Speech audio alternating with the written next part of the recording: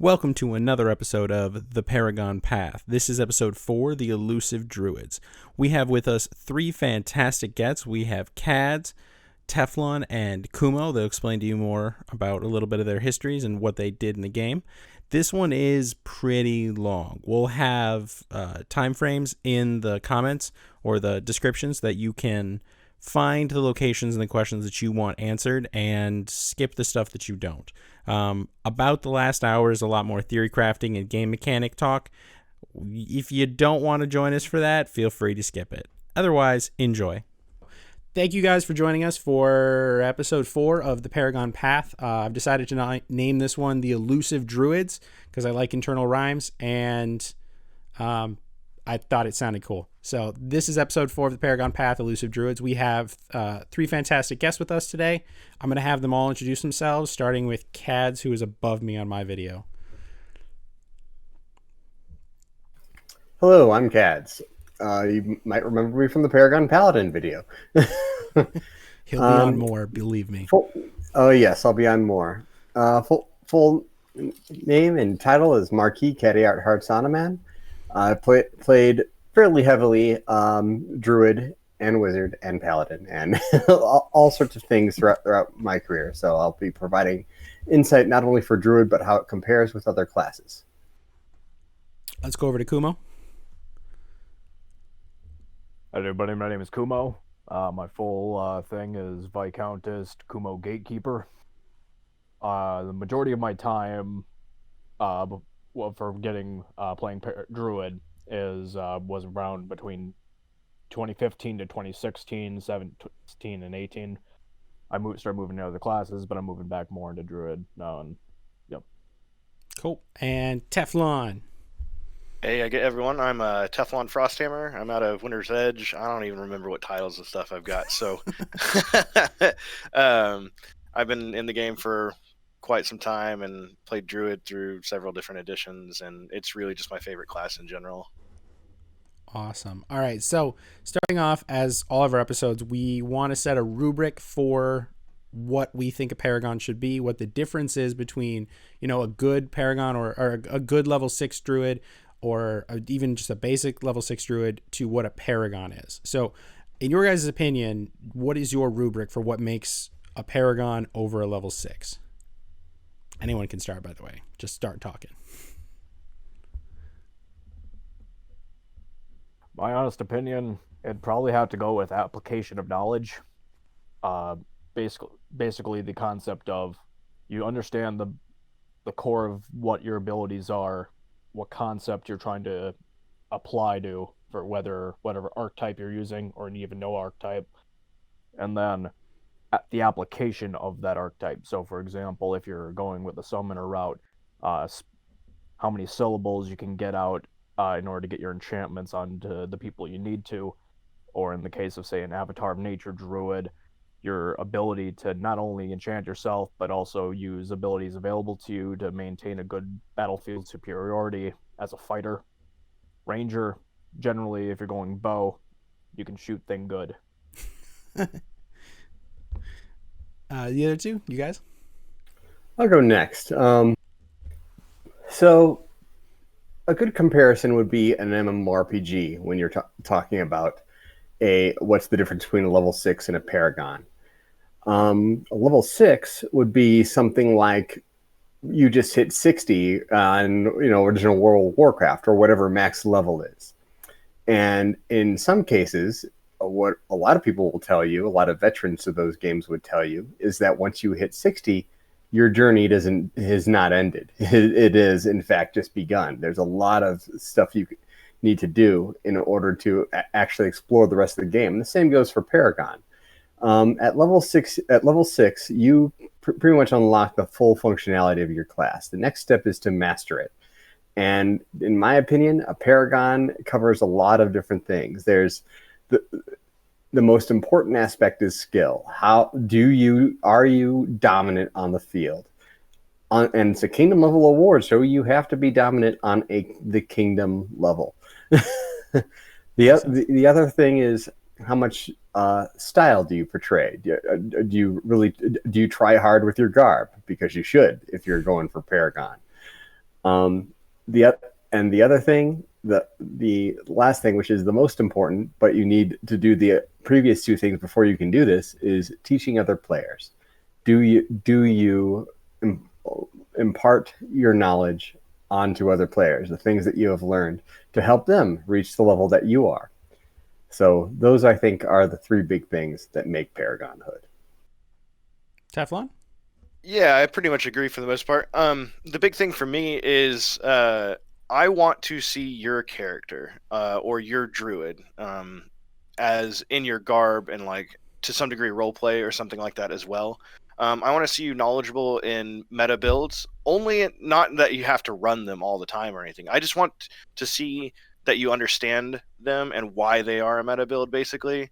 And then if you are not running a meta build, then kind of see that you're filling either a new niche or using your abilities to kind of mimic another one. Like Druid literally can just about mimic every other class almost almost directly. So I want to see what you're doing and if you're and make sure that you're doing it well. But I don't have to see that you're absolute top of your game, top of the game as far as the class yourself. It is not my like big check mark. I want to see that you're honorable. I want to see that you are portraying your class or your character through the class very well as the top two things for me. And then the third one would be willingness to teach, and then it's the battlefield skill for me, because I think that the battlefield skill will show up if you can do the other three things really well. So that's just kind of my personal take on it. It's a good point. The teaching aspect of it is something that everyone's hit on. And all of our past Paragon panels have also hit on it. And I think it comes full circle into the battle skill, because if you teach something, you know it better. If you can know it better, you know how to fix it or make it better. And it's just that continuous cycle. At some point, you've got to start teaching, and that teaching is going to make you better. It's kind of a fact that we have to live with as Paragons or anybody progressing in Amp-Guard. You've got to learn that you can only go so far by, power gaming. This is not a solo game, by the way, in case anybody was thinking that. Yeah. This is very different. I'll add some. Yeah. Yeah, I'd like to add something to that, and that's by teaching, you're kind of putting in words and definitions, and you're kind of adding some self-realization of what you do, why you do it. Like you're saying, I'm going to use this ability on this person in this scenario. And you might not have consciously realized that until you start teaching. And that's one of the ways that teaching can make you better, not just the person that you're teaching. 100%. Yeah, you make some realizations, you fix. Like, for a long time, I was doing... I'm a Paragon Bard, so Druid is a fun thing off to the side that I don't pay attention to for the most part, unless they need to give me Golem or Attune. But I was doing... I was using Awe and Insult separately until I started talking and teaching Balder, my man-at-arms, and I'm his man-at-arms. We have a weird cycle because we can just destroy some trees. We started realizing, like, oh, you can just combo stuff together way better, and it makes a big difference. And it wasn't until we started, talking and actively teaching each other stuff like that. So it's a good practice, and it's good to make sure that your logic is sound, because there's a couple times I think everyone here has probably like thought something and then said it out loud and went like, that's not great. Oh, absolutely. Like, this will work. No, it doesn't. With that rubric out of the way, we're going to go back to the beginning. What are 3 things that you guys wish you knew either at the beginning of playing Druid or when you started your Paragon path about Druid? What are 3 things that you really think any player that's playing Druid should know? Or even those that are trying their Paragon path, trying to get that sash. I was going to say belt, but it's a sash. So I don't know if my answer to this question will help a lot of people, because when I started my Paragon path to Druid, we were on version 6 of the rules. And of all the classes that are in the game right now, I think Druid has changed the most. because it always had very similar enchantments, but before it didn't have as much of an niche as it did today. And I really became a Paragon. Like, I really mastered the Druid as it was in V7 of the rules. And one of the things I would tell people is, like a lot of people considered Druid back then as the weakest caster, and I vehemently disagreed with them. In my opinion, it was the best caster at the time. You would have petrify balls that were picture them like ice balls nowadays, only they lasted a week instead of 60 seconds. They would last infinitely until you either took a death or got released, or if you got healed, then they would turn into ice balls. So they were effectively Sphere of Annihilation everywhere I played, basically. Yeah, so yeah, they were better yeah. than. I'm Yeah, thinking of so- these ramifications, and they are just wild. Yeah, Oh, yeah, dude, it was they a were- whole other animal. They were a staple spell. But I think nowadays, what would really help with Druid is that, hey, if you don't know what you want to play, and you don't mind playing something somewhat complicated, play Druid, because it can adapt. You can make an assassin version of Druid. You can make a scout version of Druid. You can make an archer version of Druid.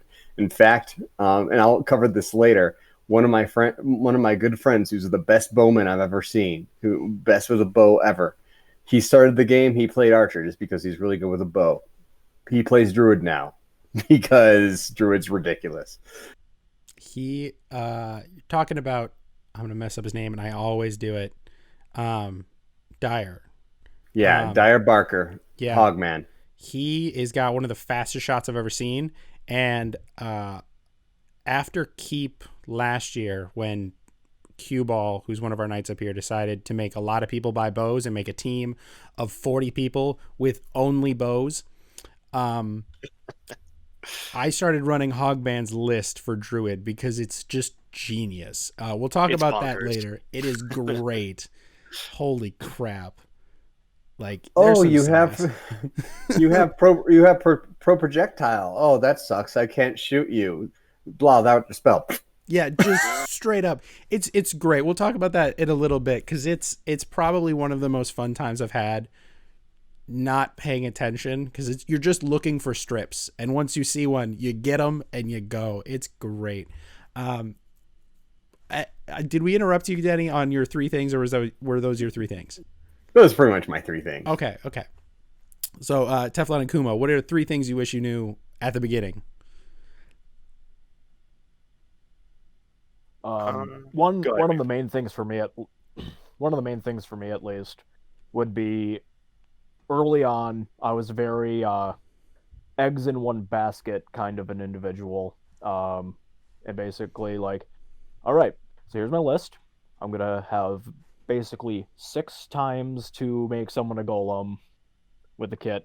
It was actually 4, but and if that person got dispelled, I'd give it to them again. And if they got dispelled 4 times, I was basically out of the fight. When I was younger, I think I would have done better if I learned, kind of, obviously, if you want to have that one egg in one basket, sure, but don't just spread it out a little bit. I guess for me, another thing would probably be more so taking time to improve your stick, because even as a summoner druid, if you have just a single sword, it's very beneficial to just be able to get out there and maintain a presence on the field, even if you're, you blew your load, so to speak. And otherwise, I'm trying to think of one more. Cardio is very good. In order to get, you don't want to start running like 20 yards and all of a sudden you're out of breath and you can't, you think you're Tech 9 when you're saying your spell incantations when really you're Iggy Azalea. I like the pop culture reference. Yeah. I guess for me, the three number one would be, no one else really knows what your spells do other than you. That is as far a as the problem. enchantments go.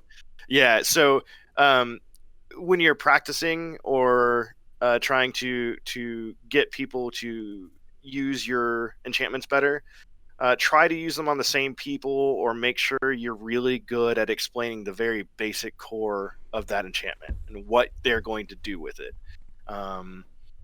The other thing is to pay more attention to your objectives, because I think that actually is one of the differences between level 6 and Paragon as well that I'd forgotten, is that know where you're supposed to be on the field versus what's happening with the objectives. You need to pay a lot of attention to that, because that will also make you separate from the pack as far as Paragon versus level 6. And I guess the third is how to make enchantment strips that'll last, because I hate going through a billion strips and having to remake them. So making good strips that'll last is really good, because I play more of a summoner druid typically. So, and it's I'm spacing on who did it up here. I think Rune was one of the ones that was doing it, where they had a sash built with just a ton of buttons on it, and all of their strips were buttonholed, and you could just pull it through if you wanted to put on your wrist, but then they just slap it right back on your vest. It was sweet. It was, oh, that's clever. The whole thing. It was beautiful. There's a similar thing with your spell balls that Vitalin did. He's a Paragon that we'll have on for Wizards. He did linchpins for your spell balls. So you could just pop them off real quick, and then you'd have to kind of fiddle to get them back on. But then you just had quick release spell balls, essentially. I think I put on here, did I take equipment? No, I did put equipment still on here. Okay, so we'll talk about equipment a little later, but that is one of the spellcasters that needs to have like a sewing kit so you can make your strips and then make sure they stay together, which is, you know, it's a lot cooler when you give someone a strip that's got like actual sewing on it and maybe even like a symbol on it, because you know they're going to give that back to you instead of you like tie a piece of t-shirt on their wrist. It happens. Cardio and the ability to spellcast quickly, I think, is something, Kumo, you mentioned it, is something that every caster probably wants to pay attention to, is your ability to say your spells fast, but also being able to say your abilities when you're tired. Depending on your druid play, I think you might have some cases, like if you're playing a backline summoner druid, you may not have to, you know, be able to spout off a spell real quick if you are tired, but definitely that avatar of nature, I would be very surprised if you didn't have to like quick cast or quick mend some of your stuff on the front lines. It's quite impressive when you guys pull that off. And like, I think I've seen, it's Rorik. He's out of Westmarch. He pulled off in Phoenix League. He got hit twice, recast lycanthropy on himself, and added another enchantment, all while like just defending. Like he dropped his sword and he was just defending with his small shield. It was very impressive. And if you guys can do that, I would give you a Paragon immediately, because that's cool and really difficult, especially coming from someone that does, like, I get combat caster and I can still fight you when I'm casting. Can't do that with any other class. We had the three things. Okay. Any more points on the three things? Is there any other like tidbits that you guys would have loved to know at the beginning of your Paragon path? One thing to do to train your incantations, there's like different levels of techniques you can use. One is of course practicing your incantations while driving. While you're driving around, practice your incantations. But like you said, you not only need to know your spells, you need to be able to cast your spells while tired. And the best way to do that is to do cardio and practice your incantations while doing cardio. Like if you think about that, like, and you will stumble the first time you do it the exact same way you'll stumble on the field while you're being chased and stuff like that. So that really does drill into your head, like this is how you cast spells while on the field. Mm-hmm. Just, I can imagine some of us just in the gym on the treadmill, just Stock the force close to high, but just like rattling off enchantments as you're on the treadmill in the gym, just confusing people left and right. It's what we do. Yeah. All right, so we'll move on to our, where do you guys think Druid fits on the battlefield? Roles, positioning, a little bit of meta. This is gonna go very wide because I'm already seeing you guys are like, yeah, it goes everywhere. So I'll open this by saying something controversial. And I know you're thinking, me? Controversial? Yeah. No way.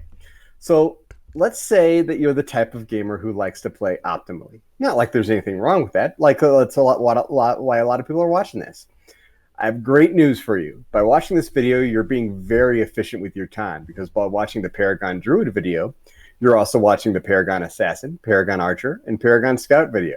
And the reason I'm saying that is that you can build a Druid to be a better version of those classes. And I don't mean to attack anyone who likes those classes. They're really fun to play and they can be effective, but this is just one example. Suppose I want to make an Assassin Druid. I take 2 Swift Teleports and Stone Form. I have less forms of Insubstantial than Assassin, but the ones I do have are more quality. Swift Teleport is bonkers compared to anything Assassin has in his arsenal, and Stone Form is chargeable. And everything I just mentioned are just 5 total points in the Druid list. You have 25 points left, 26 if you took to look the part.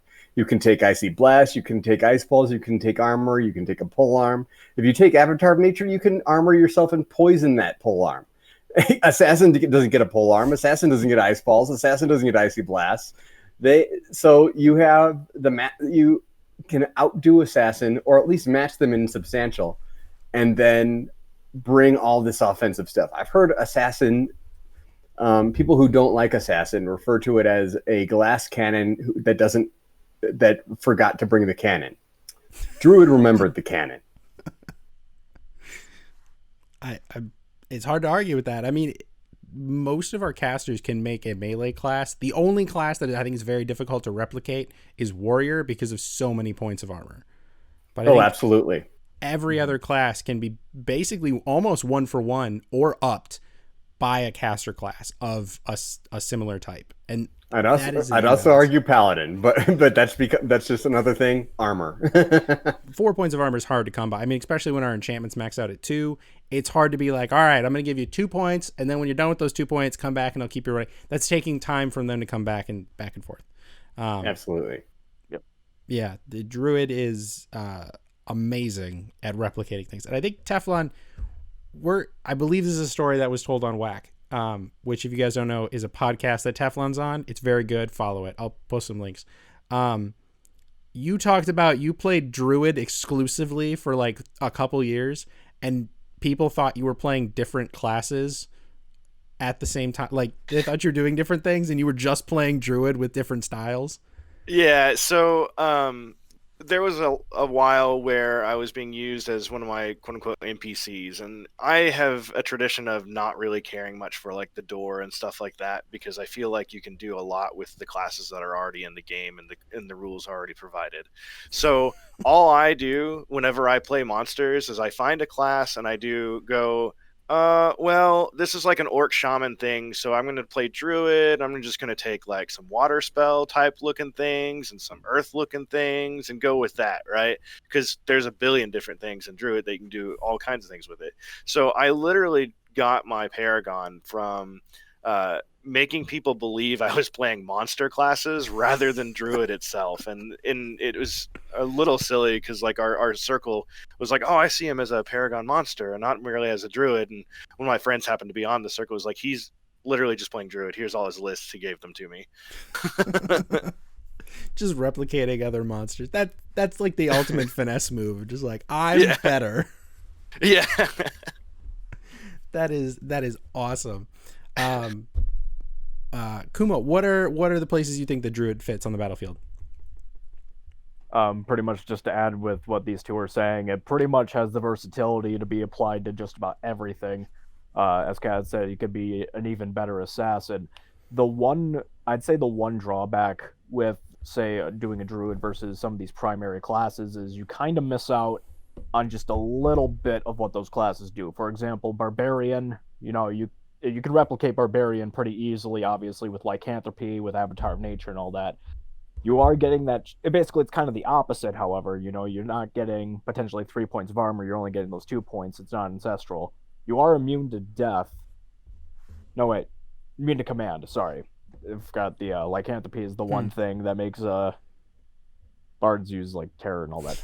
But you get that immunity to command. You don't get immunity to subdual, so it's kind of like, okay, you're getting half of it. and you get shield crushing, which is the flip of the barbarian's berserk. And some people would potentially argue that the shield crushing is actually better than the armor breaking. We can discuss that later. But it can pretty much fill every role be very close to what it is. Like if you want to replicate scout, you can do pretty well with, you pick ranger. I don't think we get. I'm trying to. It's been a good year since we've played Amp-Guard. Yeah, thanks COVID. I'm trying to remember if we. I'm trying to remember if we. I don't think we have anything equivalent to tracking in the Druid spell list. I don't so think you're missing. There is something similar in other casters, like it's G release is the closest thing. That or I mean, if it messes with someone insubstantial, Banish. Yeah, that would also do it. Kind of makes it. It's like, oh, I'm teleporting. Well, you're gonna go home. Bye. But like I said, so pretty much as these guys are saying, you're able to fill just about any role, and you're pretty close to what the original role can do, but there is like one or two things missing, just to keep you from always outshining the class. Yeah, making it so there's no reason to play anything else besides Druid at any point in time. Like, that'd be a legitimate problem if that was true. I mean, I legit think it is a problem the way Druid is. But sorry, Kumo. No, there's problems with everything. Yeah. My game's not perfect, guys. We're working on it. Right. I guess for me, as far as the roles, like you can make a very generalized statement here. Is that I usually look at the role or where you fit on the battlefield is basically front line, mid line, or back line is just a generic outlook at it, and you can play Druid that fits all of them. Mm-hmm. Frontline Druid could be a Avatar nature or something like that, right? Where you're armored up and you're going toe to toe everyone, but that doesn't mean that it has to be that, right? You can be a support Druid where you're mending and healing and putting enchantments and stuff like that on from the front line too, because people are still taking damage and everything. And if you're right next to him like a pocket healer or something like that, then you still can affect the battlefield from up there, but not being combat dominant, right? Midfield is again kind of the support in the aspect of like healing and releasing and stuff like that. And then you could play, but I usually play the bow Druid or bow in general, actually closer to mid to front line rather than back line. But you can definitely do it as a back line thing too, or flanks. And again, like all of these builds, you can pretty much as flanking builds as well. They work really well on the flanks as well. So. Mm-hmm. You can be anywhere. You really can be anywhere, and in just about any kind of meta list, you can be pretty much everywhere. The only one would be Avatar Nature. It's not really a backline thing, but if they've got a lot of teleporting people or something like that, it can be too, right? You just have to be flexible. Yeah. And Druid lends itself to that flexibility. The only downfall I see in Druid's flexibility is that you have very few per lives and a lot more per refreshes, which brings down your repeatability use, but your per refreshes last a lot longer than most people's. Like Terror, for example, on Bard lasts 30 seconds, where you might drop a Golem and that will never go away the whole game if people aren't paying attention. They should demag that if they're paying attention. Yeah, talk about one thing that's not used a lot, and like Kaads have said before that you should be paying attention to for this one is you pay attention to all the other classes too, is use Dispel Magic. Holy crap, guys. Like it should be in every dang list that you're in. Everyone. And it's rechargeable for some of the classes, and so just put one of them in it, at least one. There are 3 caster classes and 1 melee class that has demag. It's rechargeable for wizard. It can become rechargeable for healer and I believe Druid. I might be wrong on that. Is it level 5 for you guys? I can't remember off the top of my head. I think it might be level 5. Druids go... I thought it was 3. Is it 3? Maybe. I don't remember. Either way, like I said, experience it if it's not. Yeah. Yeah, if it's level 3, experience that thing. Like, well, we got naturalized magic too. Yeah, like, naturalize is the big one. Yeah. That's the biggest. Naturalize is... Yeah.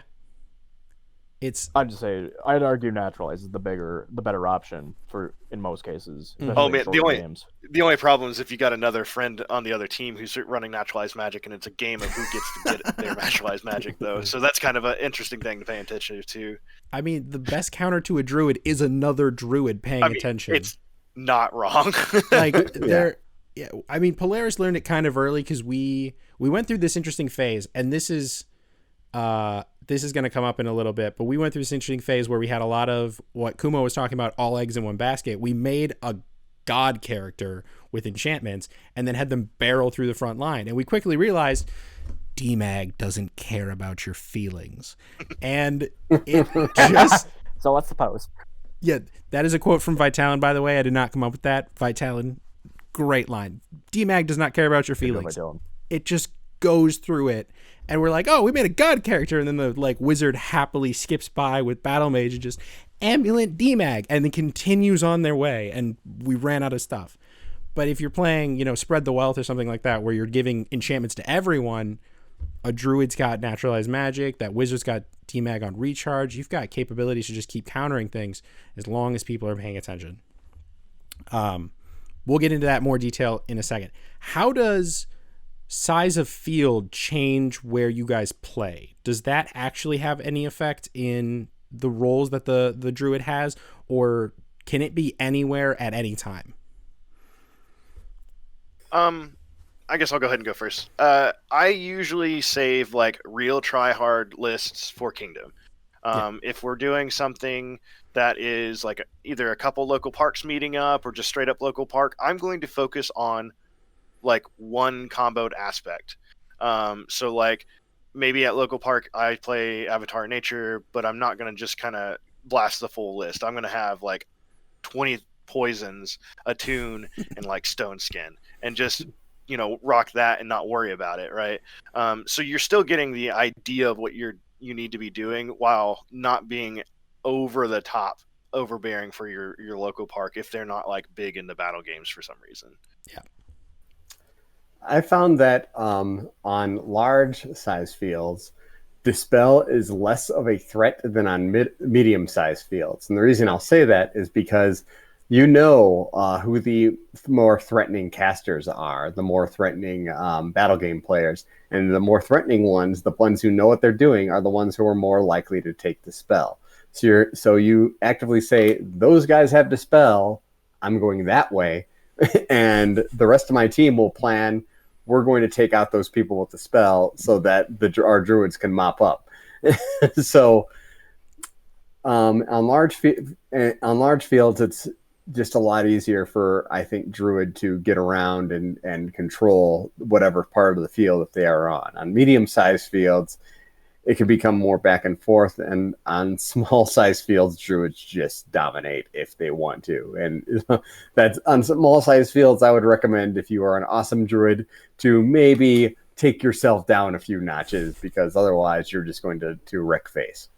Or just mimic another class like we were talking about before. Just play druid, but play it as the assassin build, or play druid and play it as the scout build, or something like that. Mm-hmm. Yes. Yeah, I agree with both of these two on that. Larger size of the field, you generally kind of get to be a little more freeform, get to do what you want. But as it gets smaller and smaller, it's recommended that you scale things back, or imitate another class, or fill a very odd niche that doesn't absolutely destroy everything. I know we got a later question relating to how to not ruin people's time, so I'll save most of my stuff for that. Yeah, because I got a couple stories. It's important to grow the park, and unfortunately, if you're a real hard and badass druid and no one knows how to counter you yet, your team's gonna win 90% of the time. Like, it is not enough that others succeed, it's enough that others fail. Yeah, it's as somebody that was at a park, because Kumo was like full-on Paragon Druid when I was started, and I had no idea what was going on. It was just amazing to be on Kumo's team, because I'd be like, I'm a bard at level 2, I have nothing. And then he'd give me Stone Skin, and I'd be a god, because we had like 10 people on the field. And it was ridiculous. Once we figured out what we were doing, it definitely changed. But for a good 6 to 8 months, Like if Kumo had on that brown sash, we were like, I pick Kumo first. I want Kumo because I want that enchantment. I don't care. I don't know the name of the enchantment. I just want that enchantment, and Kumo knew what to give. One of the best compliments I've gotten from multiple people is like, I pick Kaads first because I don't want to fight against him. That's the other aspect of it. You're like, I don't have enough D-mags. I'm level 4. I don't know what to do. Like it just, you run out of problems you run out of answers to the problem very quickly. Actually, it was I picked Kaads first because I want to play. That sounds like something that should be said for bards, but I get it for druids because it's a thing. All right, so smaller size field, we want to tone it back because obviously.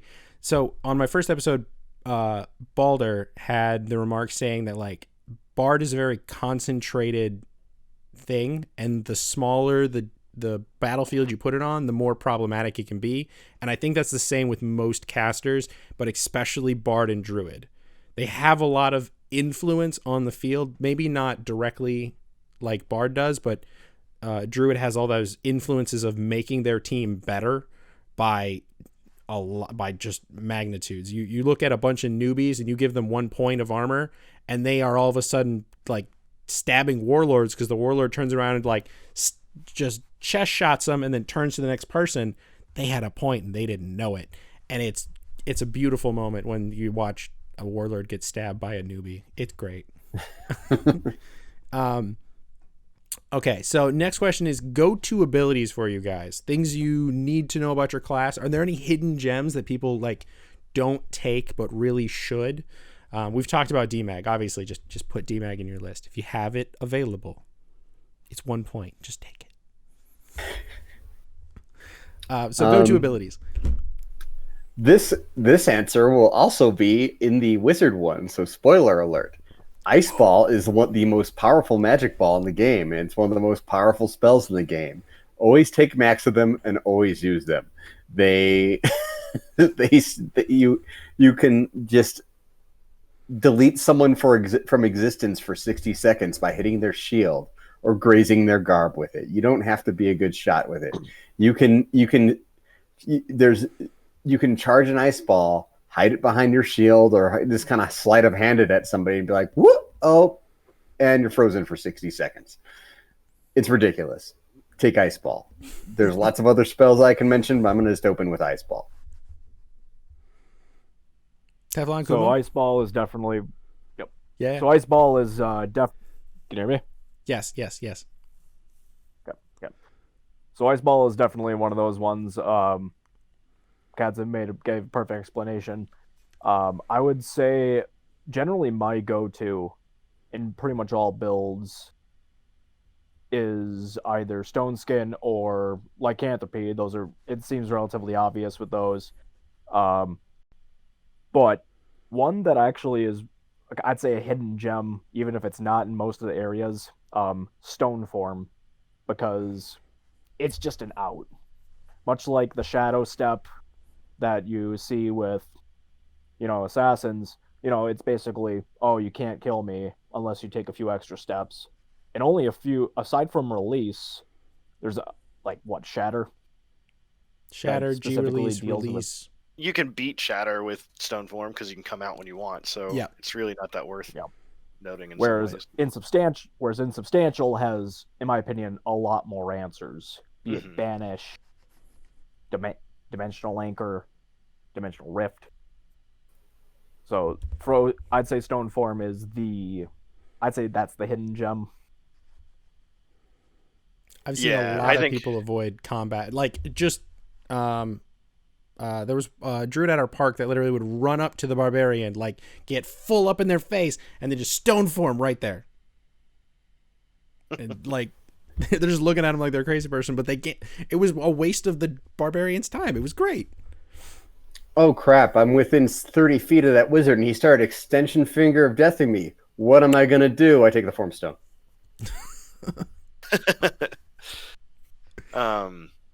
My go-to, I guess, is Naturalized Magic, Ice Ball, and Stone Form. Those are really the go-to things you can look for, I feel like. The only thing with this Naturalized Magic is be aware if the rest of your park doesn't really play magic classes, it's kind of a waste. But just pay attention to some degree. Like Druid in general is just pay attention, right? Like that's really the biggest thing. You have a lot of utility, and as long as you're kind of sort of paying attention to what the objectives is, or you have an idea of what kind of classes the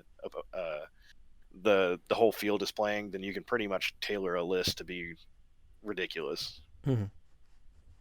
It's versatile.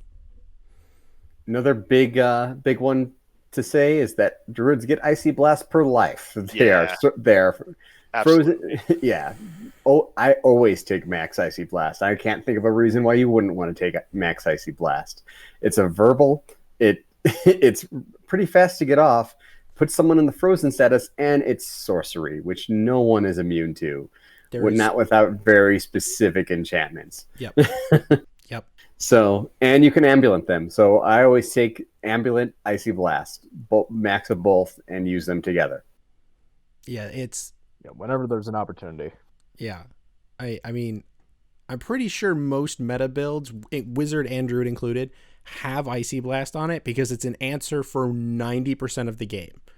There are very few meta builds that include that Void Touch, where you get that immunity to sorcery, or somebody specifically takes the immunity or resistance to sorcery. There's not a lot of that going around because sorcery isn't that powerful besides the giant spike that is Icy Blast. I mean, otherwise it's like release and release and shove. Like that's about it. Yeah, I mean, if you take if they're resistant to sorcery, you can blow it with a shove or something like that too. So like it's a pretty quick cast to get rid of too. So it's not that big a deal. Yeah, it's hard to. I mean, so immunity to sorcery is hard to get in the first place. If you're going to be trying to block that Icy Blast on a regular basis, like someone's playing with that, then it might be worth it. But there's other ways to just get more pro-mag, like get either Enlightened Soul or pro-mag in general, and then just ignore it. There's options. I'd also say it's really hard, really, really hard to be immune to both. First off, it's hard to get immune to sorcery. Mm-hmm. It's hard to get immunity to Subdual if you're not a barbarian. Being immune to sorcery and Subdual at the same time, you've got to be actually trying to troll a druid in order to do that, who doesn't have any other forms of offense, which is going to be very rare. But what I'm getting to is that between Ice Ball and Icy Blast, that gives you a very versatile offense against just about anybody. Mm-hmm. And Kumo's back. We're trying to buy time. So this is something that I am slightly confused about. And it was brought up. I don't remember which discussion it was brought up in. But in Winter's Edge, Wetlands, and Neverwinter, I've been told that barbarians being played by warlords are very hard to deal with. And I find that surprising due to like Terror, Shove, Icy Blast, a G release when they decide to go into Fight After Death. Teflon, is this just like people not knowing their abilities or how to counter a barbarian? Or is it more that they're a warlord and they're scared of them? It's a little of both, I think. I noticed when the last round of Paragons kind of got elevated, when all of us basically took service roles directly after, and I saw a lack of Dispel Magic, and a lack of Icy Blast, and a lack of Ice Balls, to be perfectly honest, all of those in other classes as well, right? Not just Druids. And I think that just kind of plays into it. And also someone being a warlord, it does bring like just as much as like someone's a paragon, it brings like a natural like beacon to them. So people are afraid of them for some reason or another whenever they don't necessarily need to be. Right. We had a similar issue with monks because we had Raph and a couple of his squires. Raph is a warlord up here, and a couple of his squires would play monk pretty consistently and just were known for hitting hard, and it caused a couple like stutters in like, oh, how do we fix it? It's a monk. You just stick them. Yeah. I'll say that I have been part of my friends and I who have been in multiple fighting companies together have kind of fought teams of warlords before who are really good at fighting and have a lot of intimidation, around them because they're a warlord, but they're not quite as good as class games. And they do play things like barbarian or monk with in some cases. And I would say, based on my personal experience, it's just 100% intimidation. They aren't really that hard to take care of. Barbarians, there's lots of ways to take care of barbarian that classes just get as a staple, like Icy Blast, or for a wizard, Lightning Bolt. Like Lightning Bolt's a reusable form of offense that just completely hose out barbarians. So, yeah, barbarians are very easy to deal with. The only problem is if one is in very short term, very small games like Phoenix League or something like that. When one of them gets a fight after death off, it's kind of hard to end that fight after death because you're likely not going to have access to greater release on your team if you're playing by the meta. Because in Phoenix League, at least, like bards can be up there depending on your team. Healers, another form of greater release, definitely aren't in the meta. But on like a mid-size or large field, barbarians not that much of a threat. And I think that is a size issue thing, because and length of game, definitely, where if we start talking about length of game, there are certain classes that in an hour-long game, they are going to be the good fighters and good casters at the end of the game because they still have all their stuff, where barbarians and druids have like an 80 or 90% per refresh, which is a lot harder to maintain that consistency. I mean, the druid obviously has a lot more potential because you've got 30 points to play with, and if you take summoner you can like double some of those points and end up extending that per refresh list much farther. It's definitely something that I think a lot of people, when they go to large events, they don't think about because they're used to their 30-minute ish battle games at Park, and they're not used to the 1 hour long siege that happens at like Keep or Castlemania, that it's 1 hour where you're on offense, or another hour where you're on defense, or another hour where you're on tertiary defense. Like, it's a huge time frame that you have to make sure you're maintaining your push, your ability to be problematic and dangerous for the other team. Yeah, that's what I was going to say is paying attention to your objectives, because those are going to dictate what kind of spell list that you bring for how long it's going to take, like you're saying. Mm-hmm.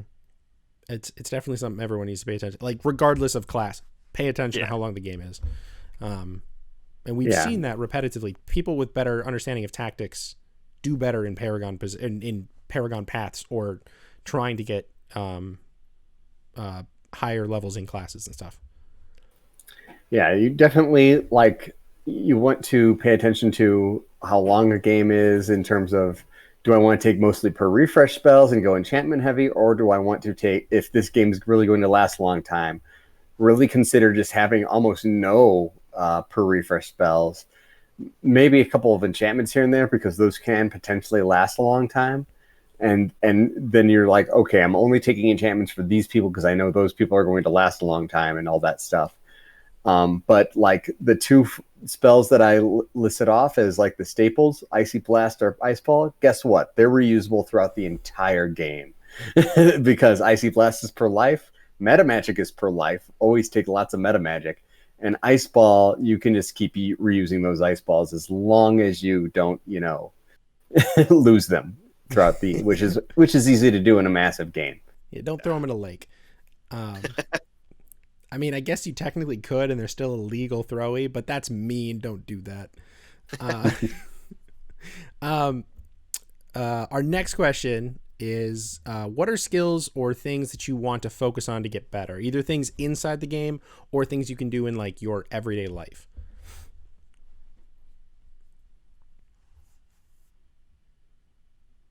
I can't harp on it enough, but pay attention to objectives. Like, if you're looking to win a game and you're looking to kind of outshine other people, especially with trying to get to Paragon, doing things that make sure your team wins or sets your team up to win is going to make you be more visible to other people.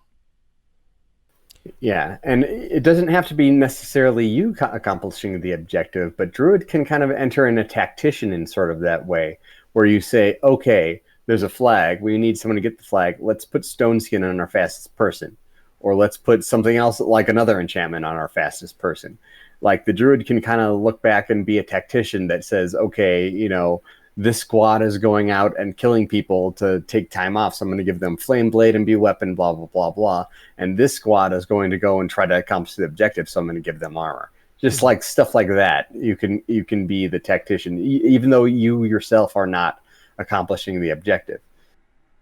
Right. And okay, so there's a story that I'm remembering. Kumo, you were the one that told me the story, and I believe it was 5 or 6 druids that decided at Keep on the Borderlands the best way to stop people from getting through something, it was a doorway of some kind, was to have just a bunch of druids link arms at the doorway in stone form.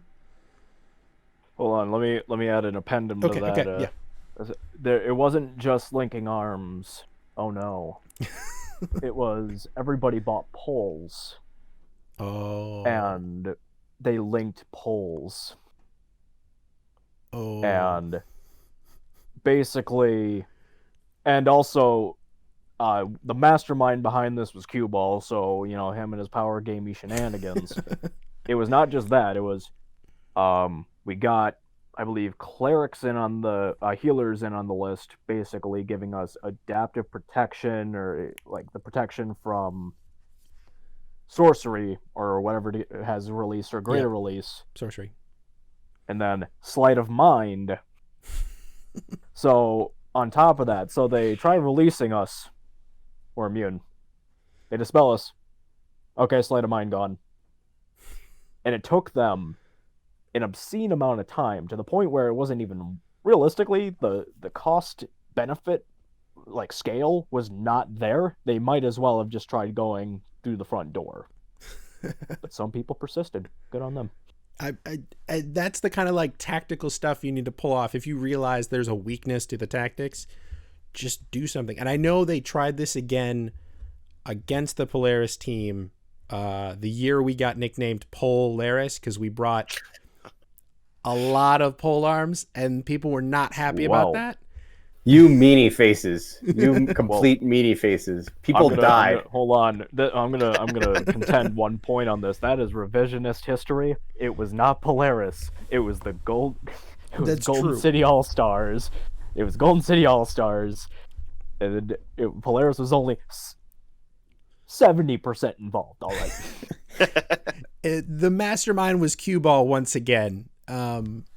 Who I do have lined up for an anti-paladin talk, which will be fun. But they tried it again against us at that point, and the answer was they weren't organized enough to get it through. Like there was a forest battle. We had a corridor that we were able to go through easily with a cart, and it was I think it was about 25 feet wide. It wasn't that big. It was just a little bigger than a Camry Teflon.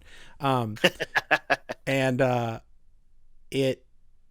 they tried to do it with like 10 and it didn't work because we just had poles. We just went between their legs or the spaces around and whatever. And I think that's like the ultimate just compliment when someone takes your tactic and tries to use it against you because they've seen the benefit of it. It's always fun. I got off track. Where are we? Recommended, things to focus on to get better. Yeah. I would say this is more so. I'd say this is relatively universal. Physicality, generally, is something I think I personally would love to focus more on once we get back into the game, or even before then, because physicality not only improves your amp guard game in various aspects, it improves your daily life. Not realistically, if you have more cardio in your real life, you can do more things outside of work, outside of amp guard, what have you. And like we mentioned earlier, cardio whilst doing spell incantations, that's a pretty good thing. If you're able to run, you're more likely to be able to get, say, capture the flag objectives. If you're in a fight, you're not going to get tired as quickly during a skirmish or a confrontation. So I personally think physicality is something at least I want to focus on in the coming whenever Amtgard comes back to life. Whenever COVID's done. Yeah. I'll suggest that if you're working out outside of Amtgard and you want to be efficient with your time, then I wouldn't recommend doing straight cardio, like getting on the treadmill and jogging for 10 minutes. I would recommend high intensity interval training. And what that means is that you get on the treadmill, you sprint for like 30 seconds, then you walk for 2 minutes, then you sprint for 30 seconds, and then you walk for 2 minutes. That more equates to what you're actually doing on the field, because no one gets on the field and jogs for 10 minutes. They're running, they're stopping, they're running, they're stopping. Mm-hmm. And then as you get better, as you get more endurance that way, then maybe sprint for a minute and walk for a minute and go that route. So that's what I'd recommend if you're exercising outside of Amtgard. Yeah, it's I wear a heart monitor now. I've got a fancy smartwatch, whatever, and my rate during like fighter practice is like really weird because it's just like huge spike, cool, huge spike, cool, and they're just like 45 seconds apart because it's me getting in line, waiting, getting back into the fight, just like doing that over and over again. And that's, I think, a lot of the way our regular combat goes is you have 30, 45 seconds of just pounding out, fighting with somebody, and then it's just kind of tension as you move to different directions. And that depends on where you're at on the field, obviously. I mean, the front line is obviously going to have more overall stress and movement than like the back line, but the mid line is almost always moving. I played support part a lot, and it was go to that side and help those people, go to that side and help those people. Running helps. I think I'd be remiss from my own brand if I didn't say lift. Drink water, lift, and play Druid. So definitely do that. As much as I hate them, the Olympic lifts would probably be really good because they're explosive movements to kind of go together with the hit style workouts, which is the high intensity and interval training stuff. So definitely look into that stuff. I do mostly kind of powerlifting circuits or whatever, so it's not exactly as applicable to Amtgard, but I just enjoy it more. The other thing is range, as you pointed out. Like there's a joke that we went over that we realized that a Camry is nearly 20 feet, like it's really, really close. And Amtgarders traditionally have no idea how far 20 feet is. So measure it out and look at it over and over again, because it's a lot shorter than everyone thinks. I would, if I had to guess, everyone calling if someone is in for 20 feet, the majority of it is anywhere close to 28 to 33 feet. Mm-hmm.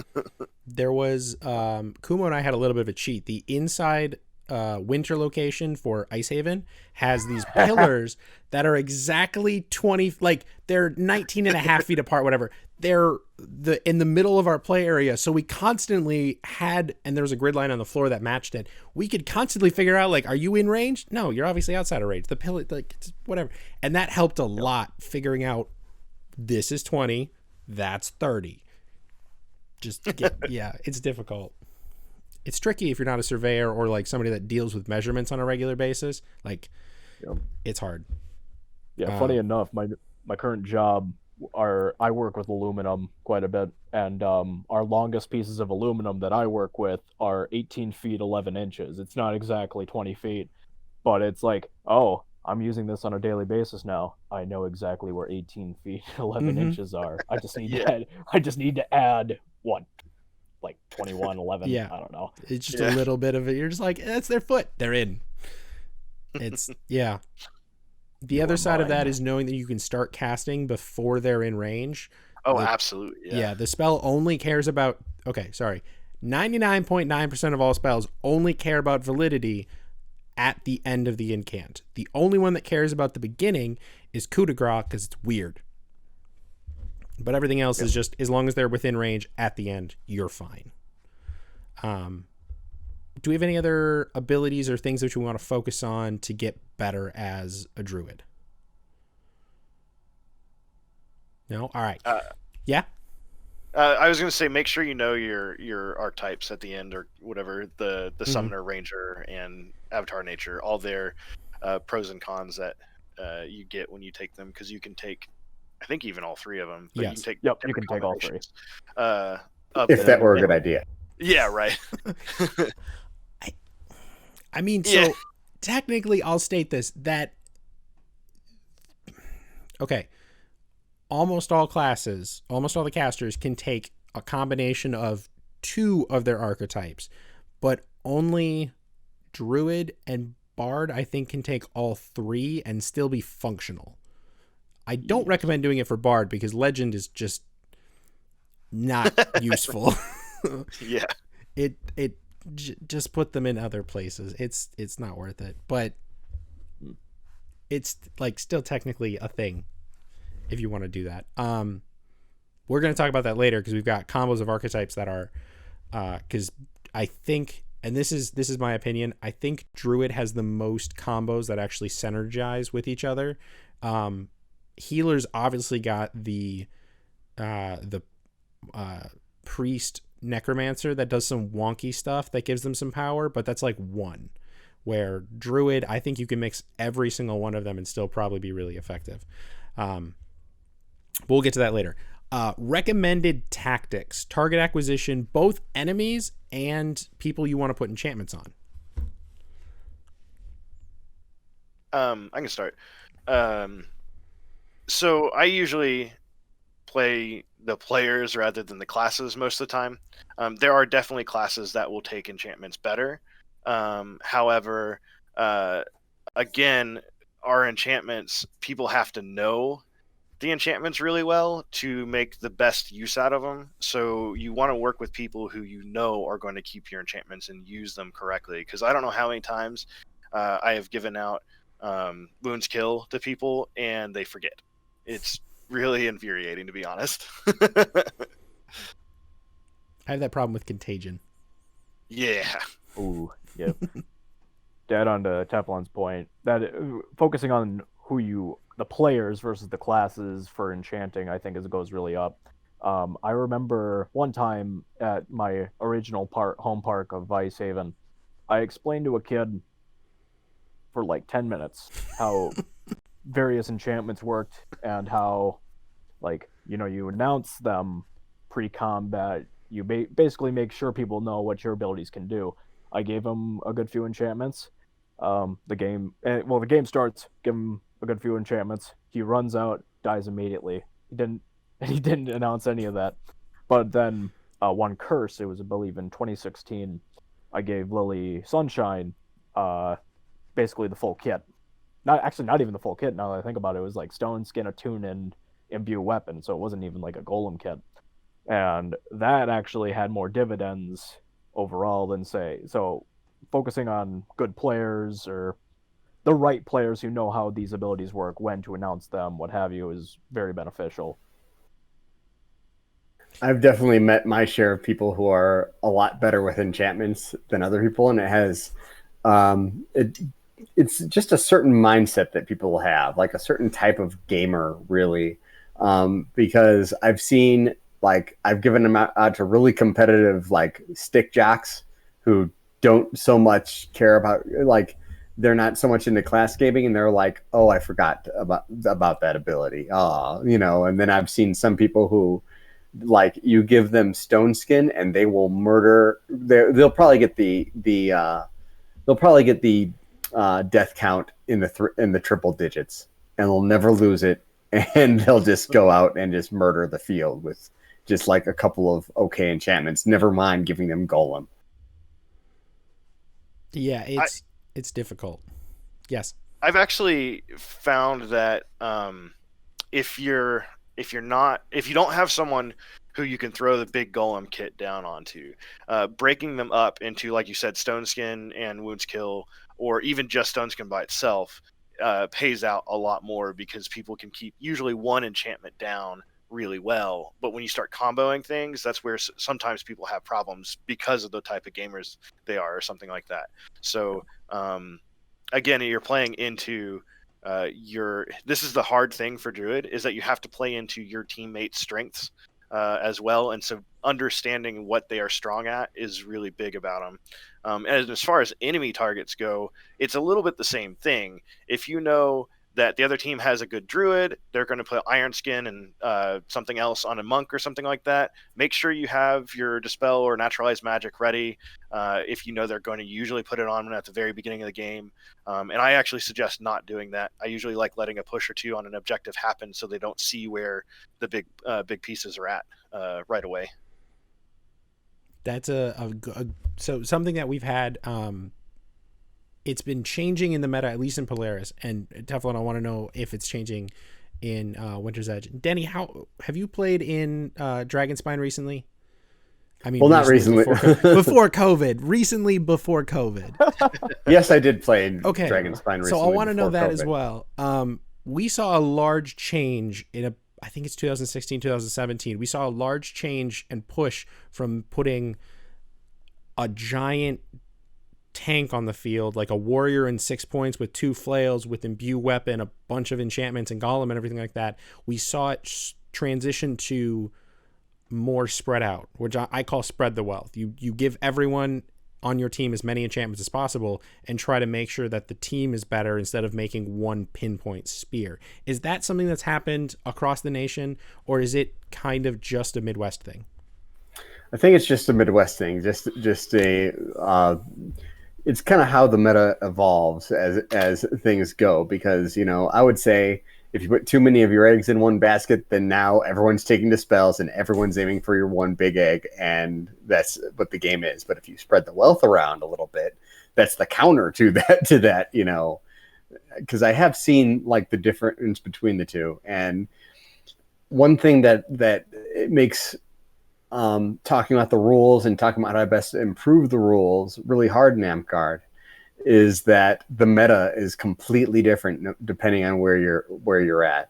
Like in some places, I've seen them say that like Archer is overpowered, and I think that sounds ridiculous.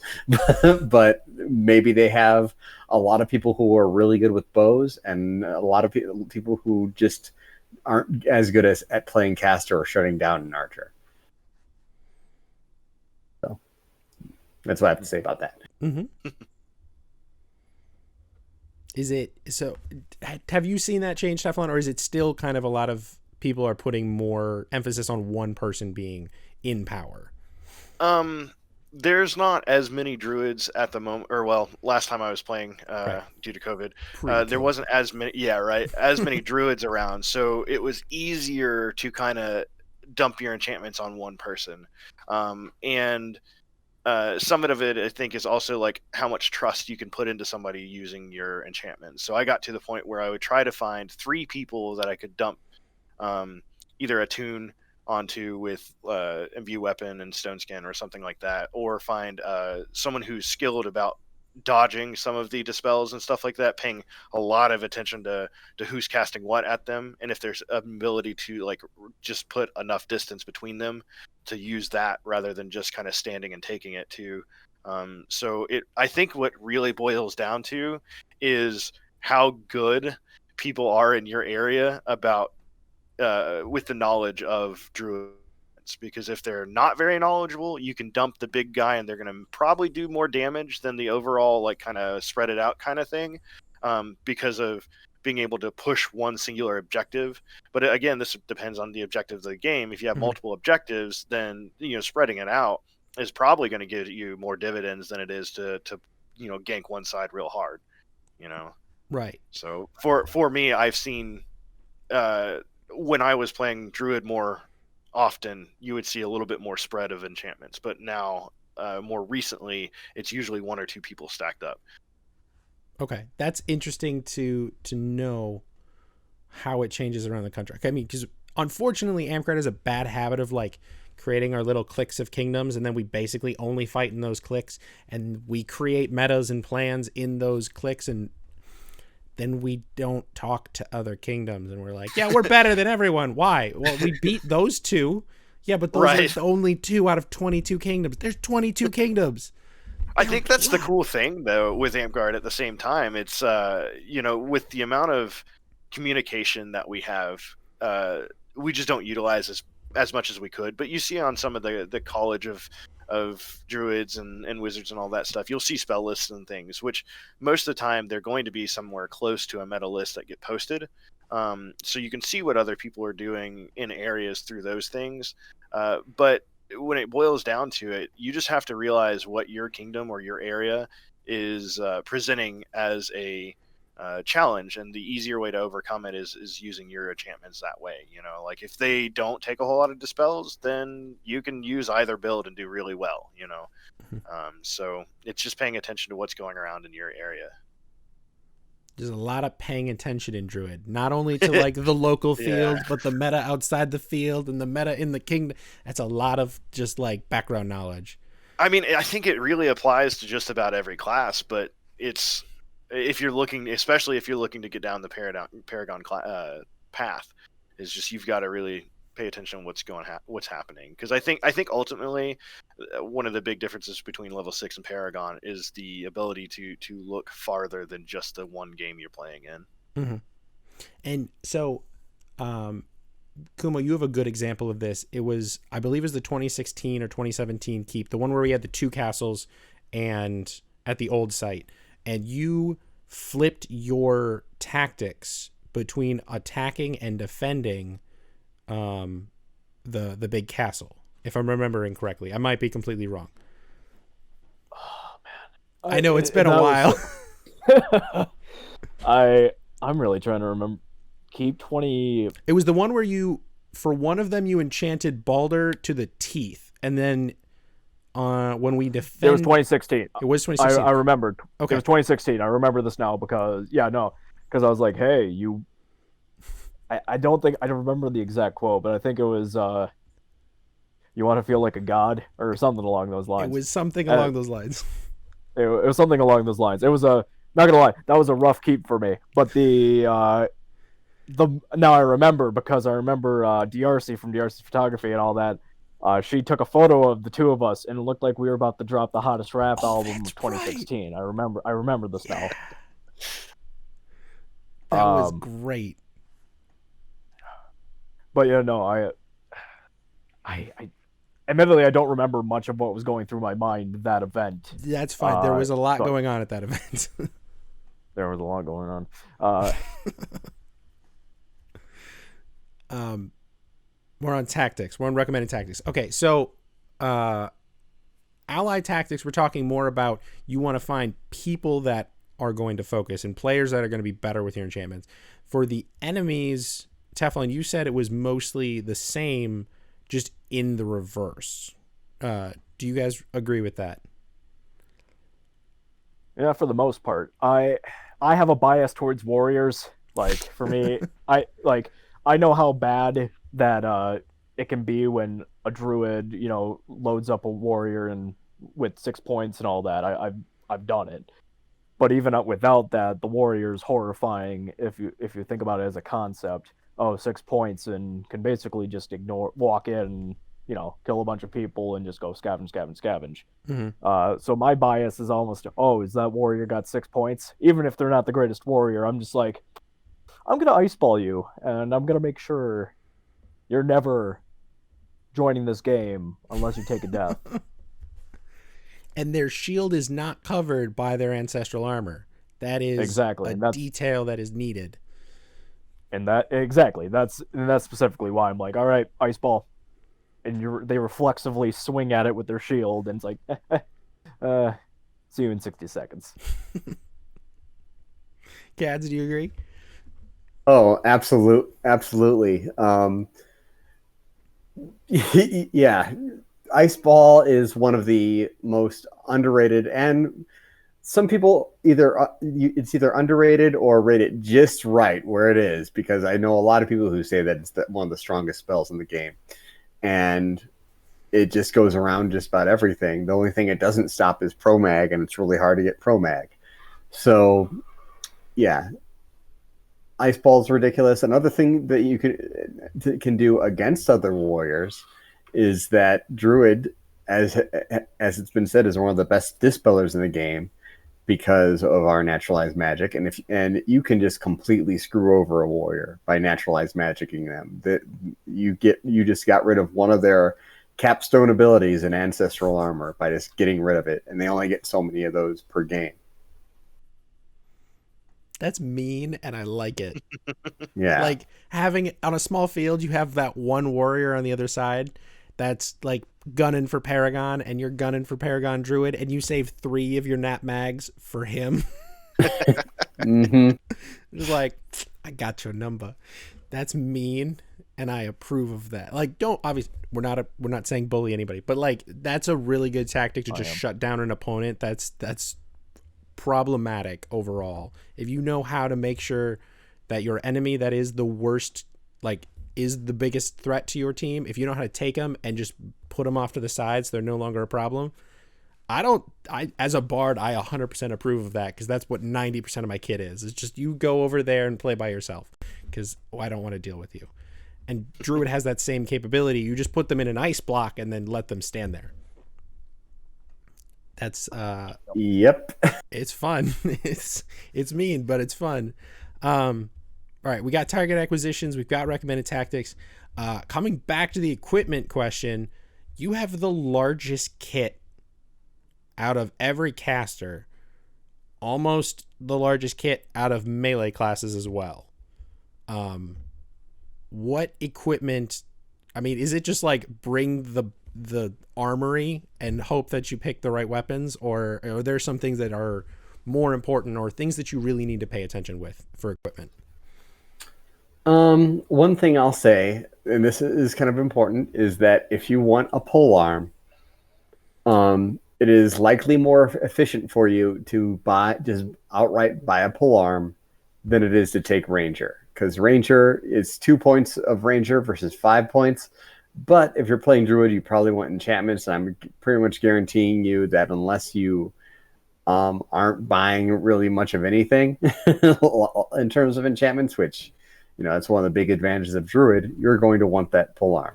Everything else, it's more of a personal taste kind of a thing. I know someone who takes longsword and small shield, and they rock it, and they do a lot with it, but they're also really good with a longsword. So it really depends on what you specialize in. So that's pretty much the only thing I want to say, is that it's very likely, if all you want is a polearm and you don't want that bow or don't want like more weapons, it's better to take just the polearm. Good to know. I have a polearm. I will use that tactic. Polearms are awesome.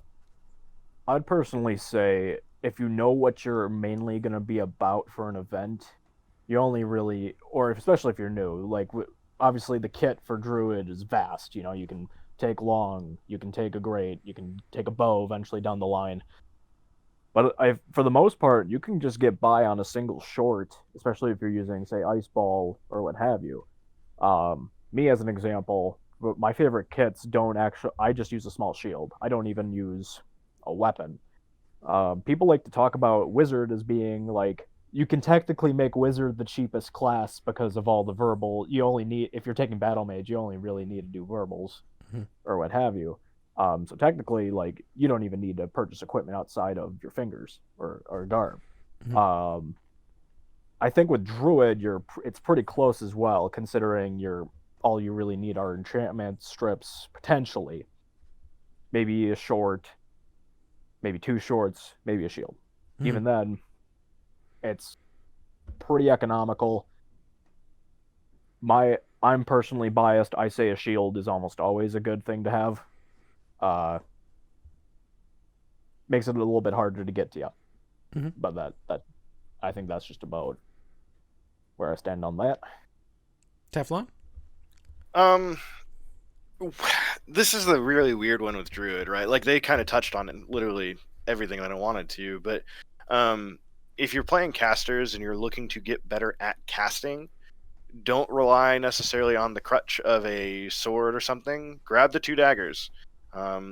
If you've got some kind of sheath or something like that, so that you can quick sheath it so that you have an empty hand to cast, then go with 2. If you don't, then go with 1. I played a lot of quick in jugging, so I'm not super afraid of just a 1v1 with a polearm and me having a dagger. If you get one good block, you win potentially. So I think that, like at a home park type thing, take the single dagger and see what you can get going with it. Even on a kingdom level, if you take a dagger and you're playing summoner and you're playing front line with it, if someone busts the line, as long as you understand where they're going to come through the line at, you can position yourself behind them and then hit them a billion times with the dagger because it's very quickly to go through. And this is also paying attention to, if there's any gaps in someone's armor. There's a warrior who used to play in Winter's Edge who had a lot of armor everywhere, but his elbows were exposed. So if you took 2 shots to his elbow, goodbye, buddy. So you can get around a lot of things if you're using your teammates as shields, or they're your teammates' shields, one way or the other. Yup. It's fighting in a line is something that I don't think Amtgard practices well enough, and it's something that I really enjoy in large kingdom battles, because especially when we start throwing classes in there, we get some weird mixes of, like, you've got a monk with a polearm and you've got that barbarian and that warrior and they've got the shields, but where do the casters fit in on that front line? And it's interesting to see where people choose to stick and, like, what they can do with just a dagger.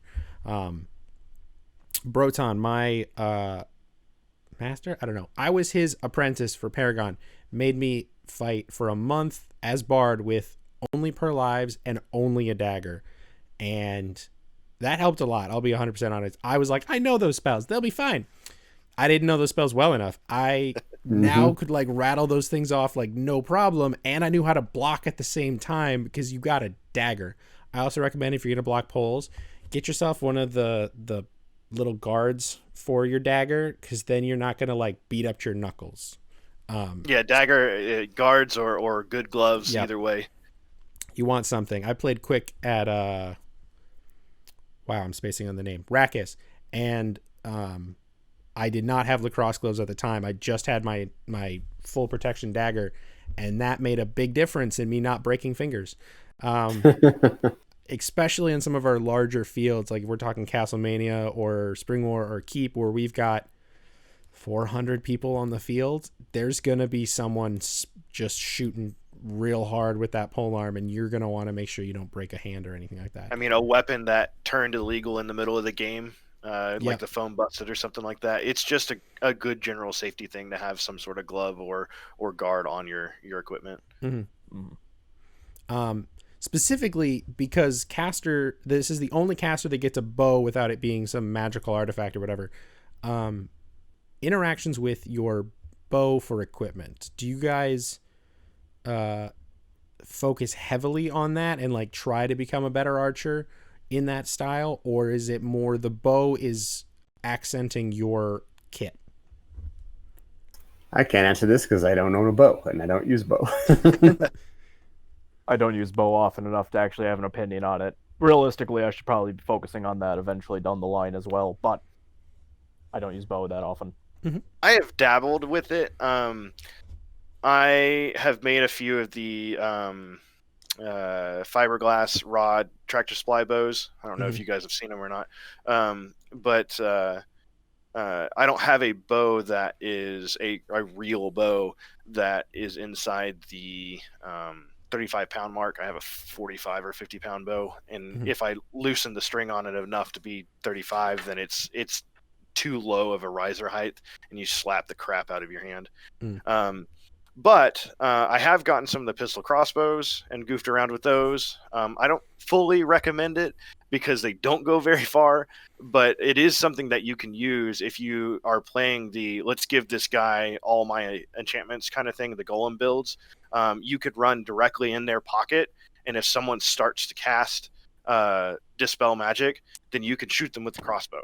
And the weird thing is the intimidation of a point-and-click weapon, at least with Winter's Edge, was way more than it should have been. So maybe it's the same elsewhere, maybe it's not. I think it is. Like, Hercule was up here in Icehaven, and then he moved down to Texas, and his style of assassin was a frontline. He's a lefty, and he's a good stick, and he's single sword with a hand crossbow, and he would just stick you if you came close. But if you were scared of him, kapow! Like, Yeah, I mean, so one of the times right before I got Paragon was I literally had 2 of those silly pistol crossbows, and it took me forever to reload both of them. So I ended up really just using one. But you can point at them, and you have a projectile that does good damage overall, right? And it destroys weapons and things. So people were like, "Nah, I don't really want to engage them." So you can keep sometimes keep people in the 25, 30 feet range away from an objective, because you have your big golem sitting right next to you, and you have a crossbow that threatens that range too. So if it's a timed thing where it's a time and hold kind of objective, you can kind of do some weird things with it. With the bow in general, I have this problem where I can't hit stationary targets, but I can mostly hit running targets. So I would use the bow as an accent to what I do. But I think that's really a preferential thing. If you're good at shooting just people in general, you can use the like ice ball and stuff like that just to supplement your ability to continue shooting people. If you get rushed, then you can throw an ice ball at them and things like that. So it's a yes and no kind of question, or answer rather. It's a lot of preference on that, and that's a lot of what the casters give us the opportunity to is you have to pay for your preferences, where the melee classes just get handed your preferences. Like if you're a monk and you want a 2-stick, great. Doesn't cost you any different. You still have the same kit. If you want to do a warrior with double flails, that's all the better for you. But casters specifically you got to pay to play the way you want, where druids got that just, I want to play as a Madhu with a pole today for no good reason.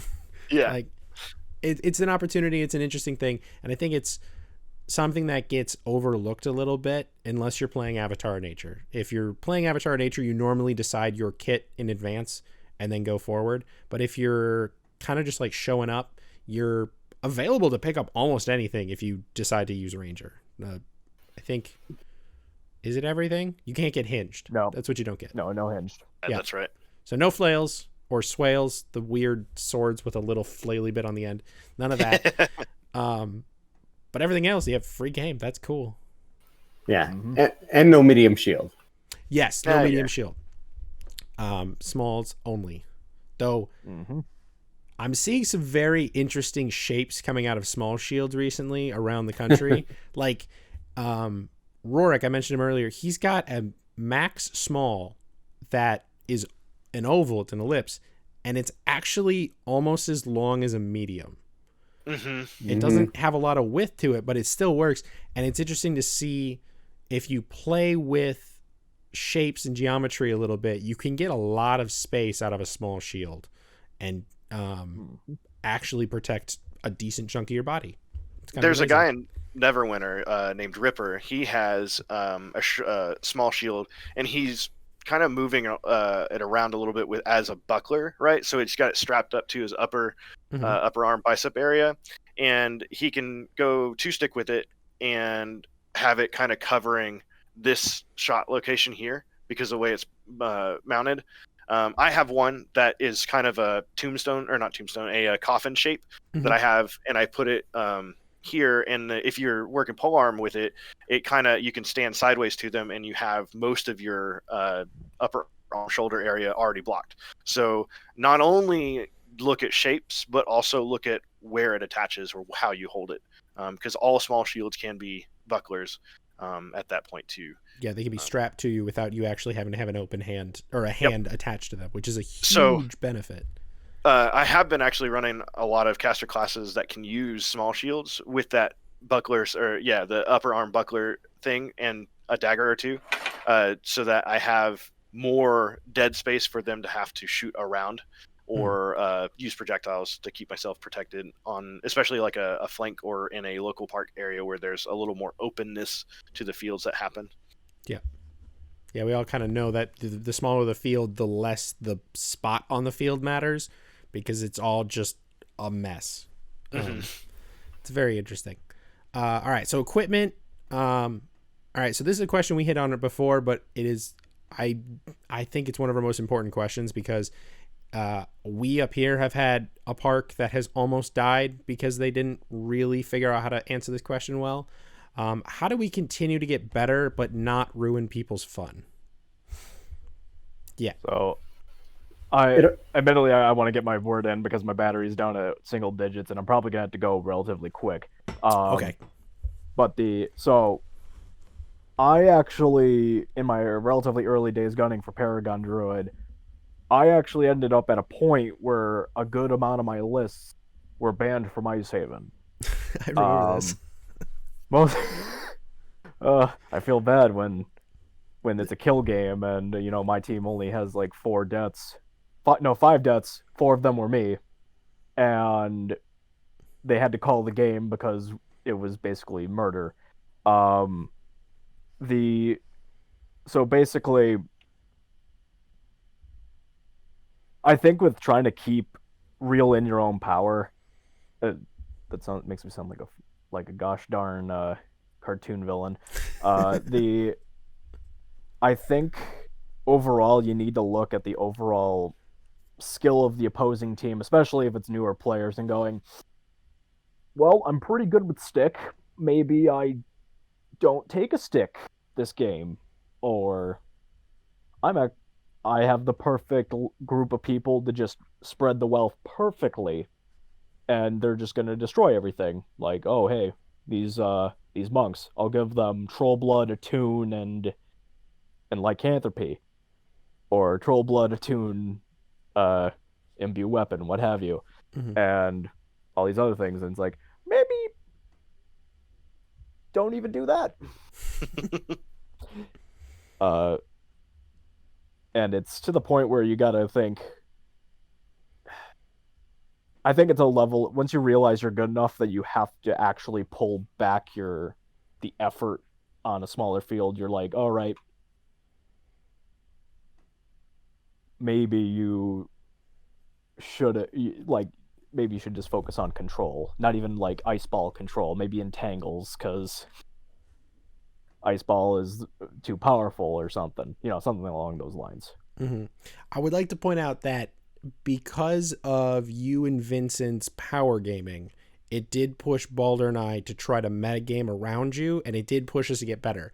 Balder and I are both exceptions to the rule because I know more people got mad than went, how do I beat it? Which is somewhat of an ultimate problem of like, you push out some people that are willing to dedicate their time and livelihoods to like figure out how to beat the game, and you push some people that are like, I just come out here to swing stick and have fun, and we've got to balance that. 100%. Yeah. Kumo, was there anything else you wanted to touch on, since you were saying that you may have to leave? That way we can get whatever word you want to push in. Go ahead and address it, I guess. I'm trying. Overall, I think I said most of my pieces. The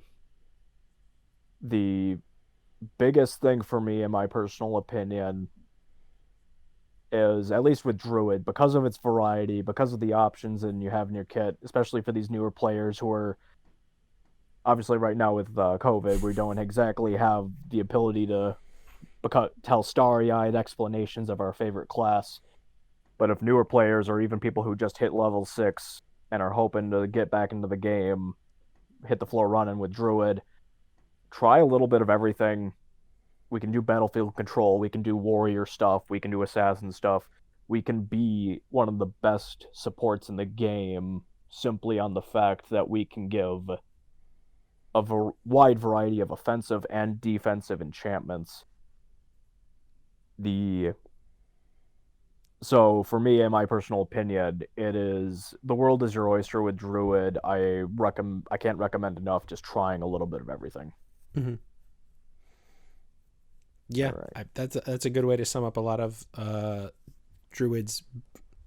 It doesn't really have any problems. Druids like overall power and abilities around it. If you get a charger, jump back in, because we'd love to have you continue talking with us. I lost my train of thought. It exploded. I can continue with the answer of like how do you prevent other people? Well, you prevent other people from losing their fun? I said, how do you prevent other people from having fun? And that's not what we want. Yeah. But if that is what we wanted, then Druid would be a good class for that. But that's kind of the problem, is that so Druid is actually kind of a little bit easier to nerf, because one of the things that makes Druid amazing is because it's so versatile. It has offensive verbals, it has offensive spell balls, it has some of the best enchantments in the game. So I would say remove some of those things in order to make Druid weaker, so that you're challenging yourself. Like maybe you'll sit but maybe you want to work on things too, because you don't want to forget how to go ham as a Druid. Mm-hmm. So you might say, like, I'm going to use spell balls in this game. I'm going to take Ice Ball. I'm going to take Entangle, but I'm only going to throw them at people who are outside of 30 feet or something, or find out what your range is and say, I'm only going to throw them at people outside of that, because that way you're working on your long range throwing, but you aren't being too effective while doing that.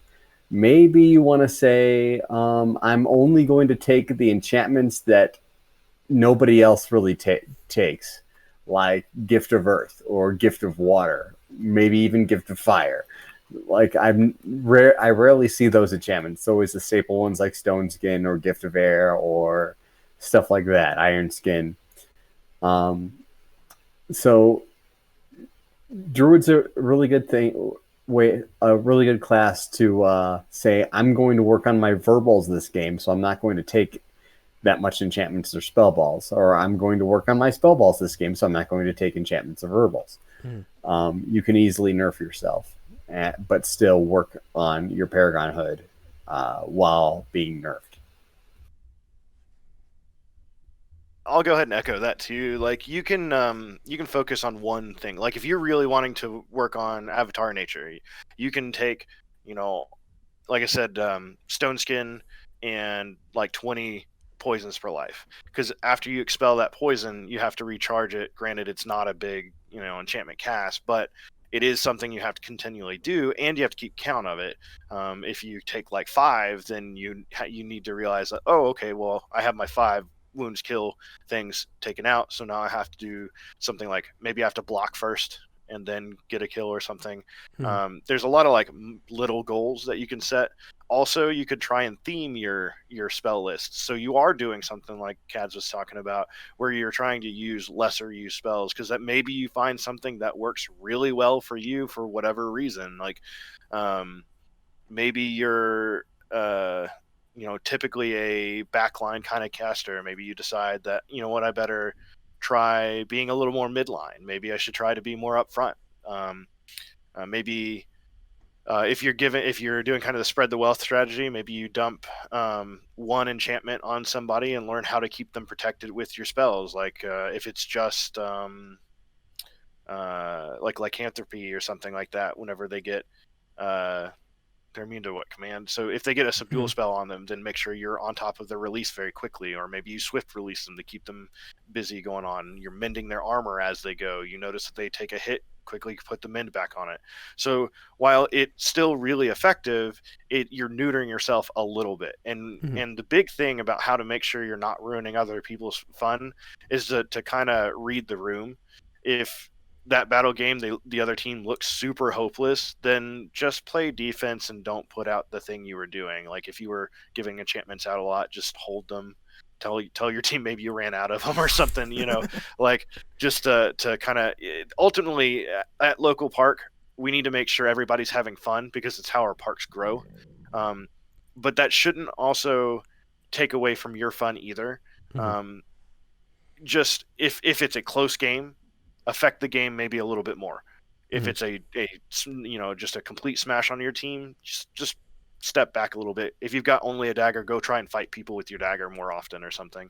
And to what you were saying, don't just always play the neutered class. Go be the big Billy badass you are every now and then, like once a month or something like that, right? Because you're doing your park a disservice to some degree if you don't do that, because they don't understand or won't learn how to counter those things. So do it on occasion because it is still good for the growth of your park, as far as going to events or something like that. Just don't do it all the time. Yeah. It's a good way to try to like sharpen some people and get them used to that, and that they know that this is a capability and something they have to be prepared for when the time comes. And I think to that, I'd also put it out like in the local chat or the whatever, like, hey, I'm gonna try real hard this week. This is that's my a real list. good idea. I know that was something I did with Balder and Broton. When I was going hard, I would hand them my list and be like, this is what I'm going to use against you. Try to beat me. And if I still beat them after they knew what I was doing, that was more power. And if we can keep that up in multiple classes and everything else, where you hand over your essentially like what you're doing and your battle plan, and then see what people stand up against it, you'll push them to, I mean, even take that next step to try to become Paragon possibly, and be like, I know how to beat this now. I'm going to take it to the next level. And then they're not scared when they see it on the field. Yeah, and to play off of that too, like if it's the two of you and you're always on the opposite teams, you're looking to counter each other through the class and stuff like that, share the, this week I share my focus list, and then next week you share your focus list or something like that. Mm-hmm. And then you build a list to directly counter it. And so not only do they have the counter for it, then you get to work on the timing of applying those abilities. Like if you're doing a summoner's build and you're trying to time when to put an enchantment on somebody, instead of just starting the game and heave ho, here's all my enchantments dumped, making sure that like maybe giving the first objective is the better option to then crash that objective in the next one in the next life or something, Mm-hmm. So you have a bit of push and pull, even if you have a neutered list or a very specialized list, I guess is a better look at it. Or with Druid, just go and look at what the strengths of another class is and be like, I was thinking about playing, Monk next. So then go look at Monk and how do you cheat your spells to make it look like you're playing Monk or something like that. Yeah. One thing I want to build on what was said before is that if you really go ham every once in a while and say I'm really going to try this week, and you announce it, some newbies, even if they're on the other side and get smashed by you, might say like, that is what that class is capable of. Yeah, I want to try that class. That's awesome. And because that's actually happened to me before, is that I went to an event. It was a Discord, and I went ham playing Druid into V7 all weekend, and I had people come up to me and say like, I thought Druid was terrible, and I gave the class up. I'm going to pick it up again after seeing you. So it like going ham can produce interest in the game. You just don't want to do it, all the time. Right. There's a time and place, and if you planned for it, it works out better than like crushing your park's hopes. Yes. It's this is not the anti-paladin Paragon. That's different and later. Yeah. I know it's a conversation that I really enjoy having about how do we get better and not ruin people's fun. And I think it has to be had across all levels of Amtgard for all paths. Like, how do we continue to try to practice how to get better without making other people feel inferior? And if you're, high level warrior, you definitely got to tone down your stick game every once in a while on the field. If you're that high level, you've got like 9 or 10 orders in one of the serpent paths, maybe you don't take part in your park's ANS tournaments every time. Making sure that your part grows. Yeah. Yes. Making sure that your part grows is our number one responsibility as a player or leader of any kind. We want to make sure our game grows and gets bigger.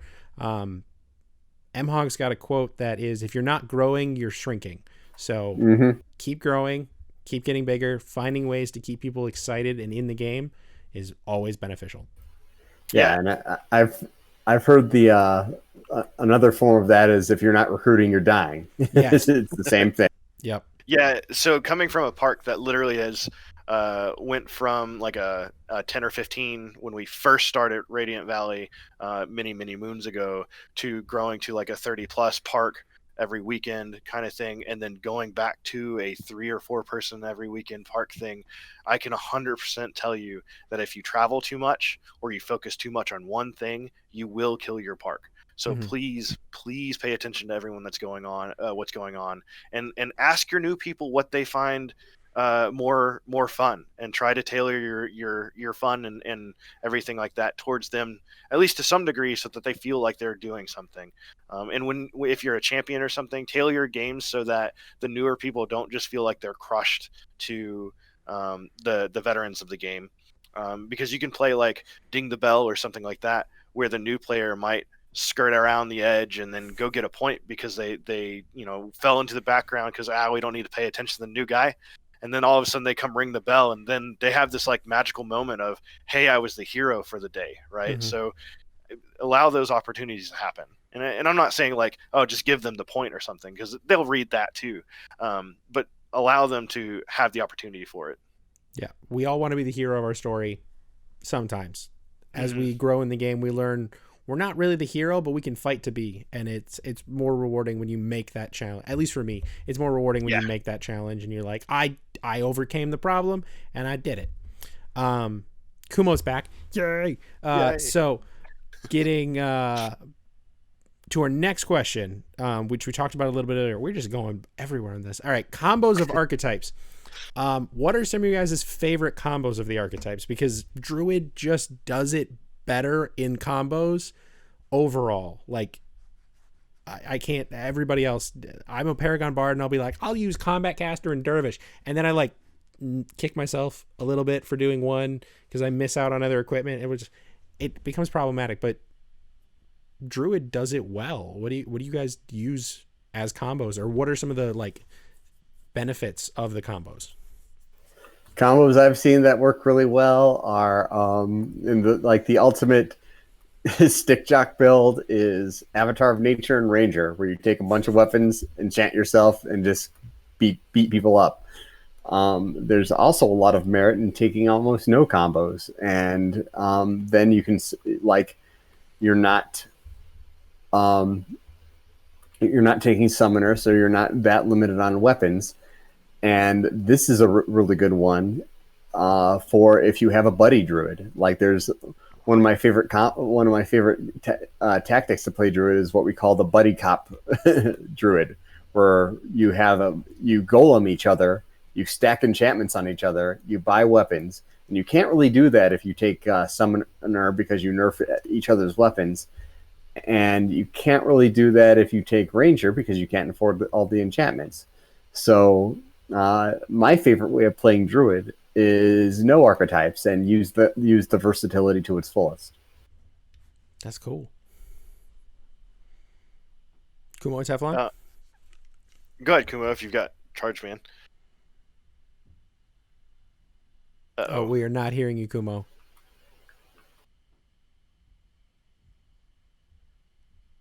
I'll go ahead and answer Okay. mine while he's working on Yeah. it. So I actually really like Summoner because I can pretty much be in somebody's pocket or a couple people's pocket and help them out.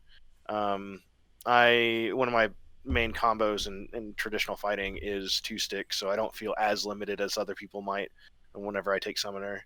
But Kaads is 100% right. Like whatever combo you like as far as fighting style goes, you can kind of bend your archetypes and the combos of those archetypes to address that.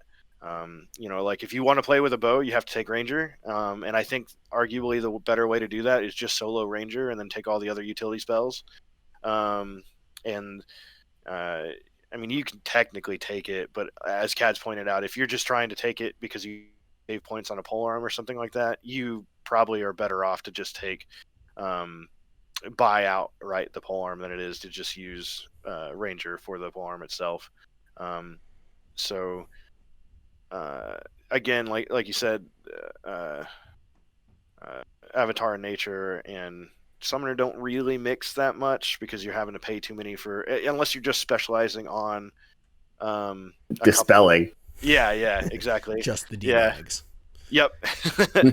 But again, like no archetype is actually a very valid, thing for Druid too. So I'd have to say my favorite is realistically Summoner with 2 sticks, because you can play, like you said, the buddy cop thing. And for me, having 2 stick and armor and wounds kill or whatever from another druid, it doesn't really matter. Like the setup, the normal kind of stone skin and wounds kill, or lycanthropy and another thing, or even like stone skin and bear strength, and just kind of roll down the line and bust every shield that you see, is really kind of fun too. So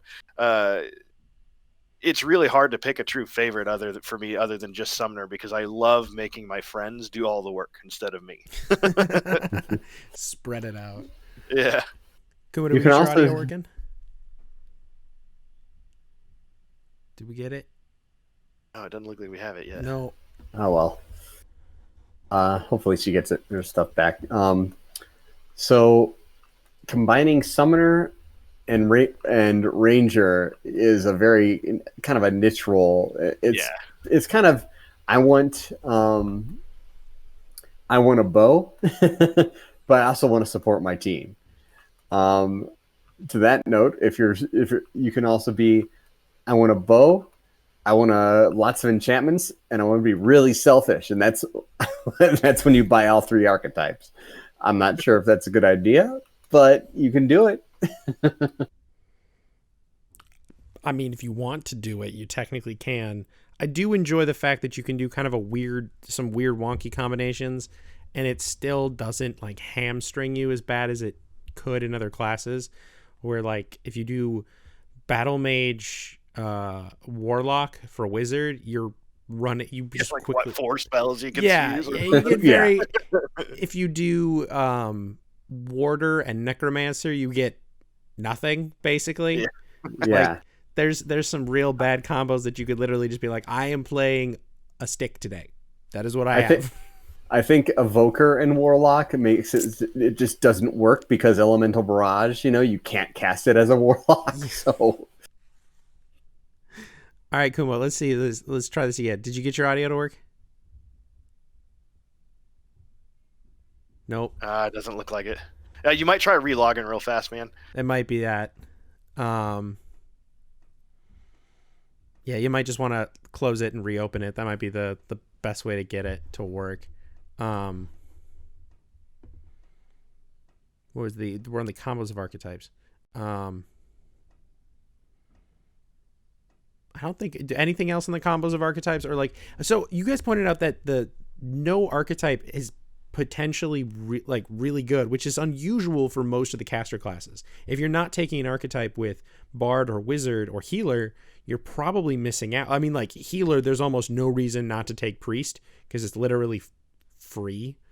It costs you 1 point. It's 1 point to get heal, and you get heal for free. I don't like the math behind that. It makes me mad. Because it's just like, oh, they get a free thing. Why can't I have one? Yeah, like, we also don't have like that throwaway archetype that wasn't either well thought or maybe not thought on enough when it was designed. And that's really kind of busted for the class in some ways too, Warlock. Yeah. Warlock was real hot for like a week when V8 started, and everyone's like, it's amazing. You get a bunch of finger deaths. And then we're like, oh yeah, but Elemental Barrage gets 40 balls. And they just throw them. Or lives don't matter, so you burn yourself out, and then I'm useless. I can't push the objective anymore. Yeah. I can take all these restrictions and get 8 fingers of death, but if I don't take that restriction, I get 6 fingers of death and spells, and it's just a weird it's a weird thing, and not taking an archetype in most of the casters. Like Bard, if you don't take an archetype, you're missing out on almost 40 points of spells, because you double your stuff, especially if you take Empower, you play Restoration and things like that as a Bard. If you don't take Dervish and you're a support, you missed out on a ton of points.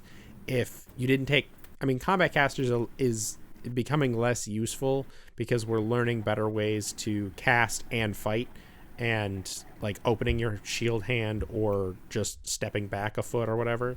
But like healers, if you don't take ward or priest or necromancer, you're missing out on a lot of potential. Where druid, you've got still all the potential. All right, Kumo, let's try this again. Testing. 1, Yeah, 2, 3. it's choppy, but we have audio. Yeah. laptop and it's not great. Okay. So I'll just try to be quick if it's chopped. Be honest. And then that's my personal favorite. If I have to do a combo, would probably have to be somewhere along the lines of Summoner of Nature. Okay, Kumo, you might want to rotate your audio mic because it's coming through or the audio jack. Rotate that to see if that's the problem. Because you're coming through in like quick little bursts and then nothing and then a burst. You sound like Jarvis getting eaten by Ultron. That's a good rendition. Yeah. There are no strings on. That was really creepily close. Uh-huh. How's no? It's still kind of choppy.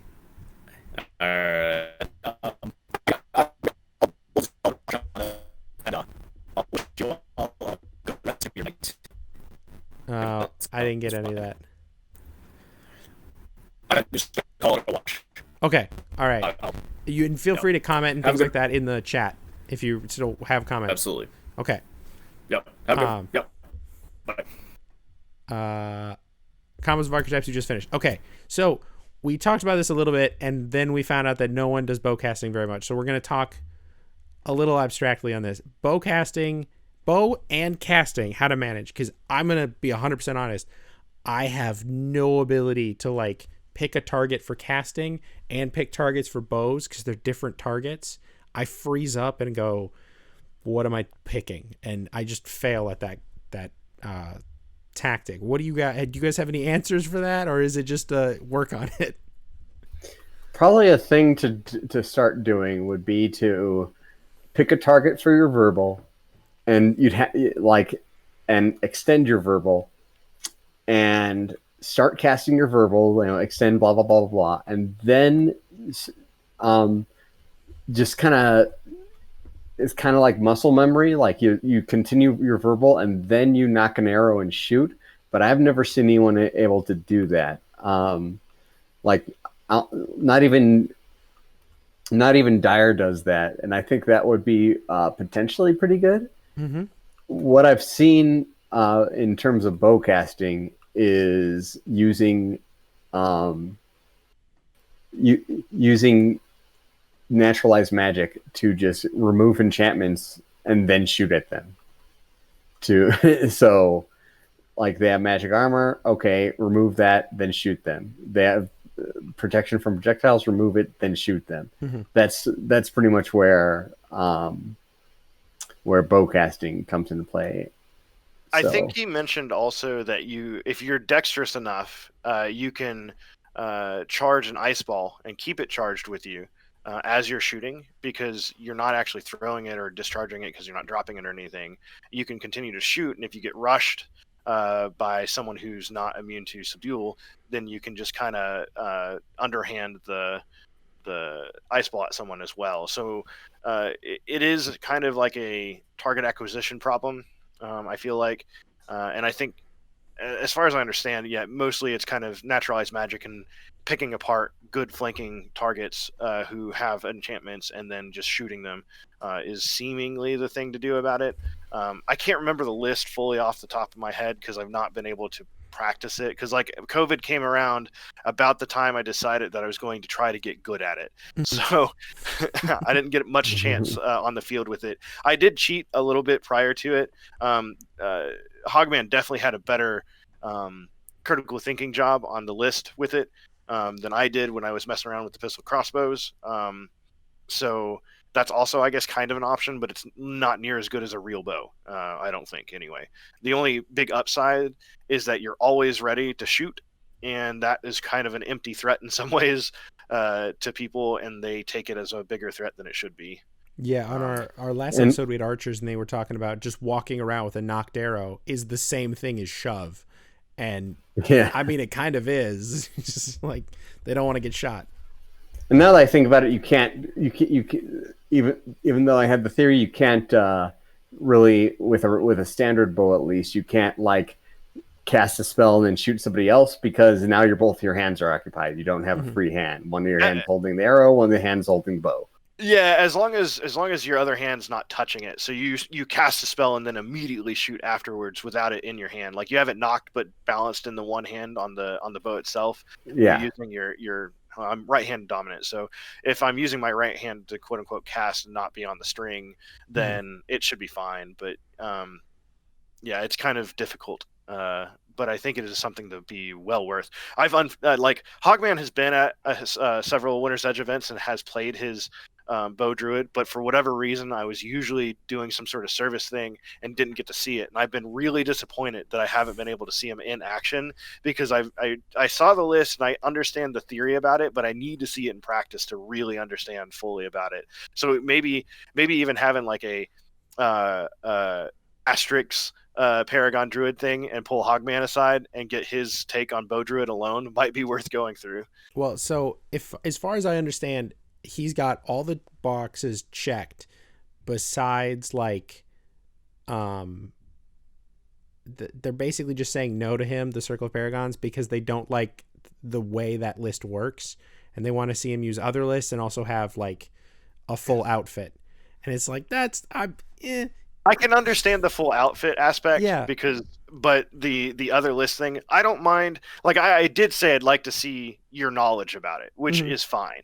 But there's a point where you as a circle, I feel like, have to realize that if somebody's being dominant playing a class, even though there's just shooting a bow or whatever, if they're using any ability in that class effectively, they're showing you that there's a different style of play that you haven't thought about. And I think that's a really big note to take. Yeah. Absolutely agreed. Yeah. Now, I think in my eye, Hogman Direbarker, he's a Paragon Druid. Not even maybe. Mm-hmm. I mean, I get annoyed by him. I can't say specifically because I haven't been able to see him, but every time he's come to play on the field, I know that there's been several of our Paragons who said, why aren't you a Paragon yet? And so I trust them as well, so I'm good with saying that he's pretty much there anyway. Yeah, it's one of those things.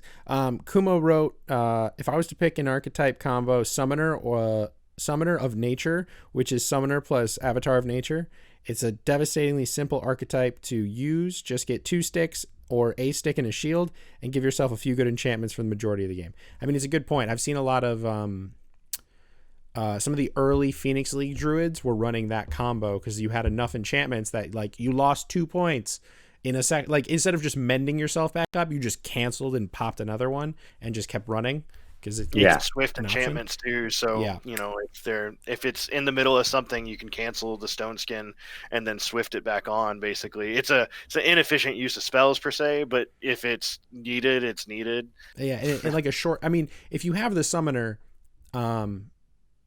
you've got a lot of those enchantments, or you've got at least multiple copies of some of those enchantments. So in a small, fast game like Phoenix League, where you have the opportunity to burn through the 30 spells or whatever, it might be worth it. Again, objective.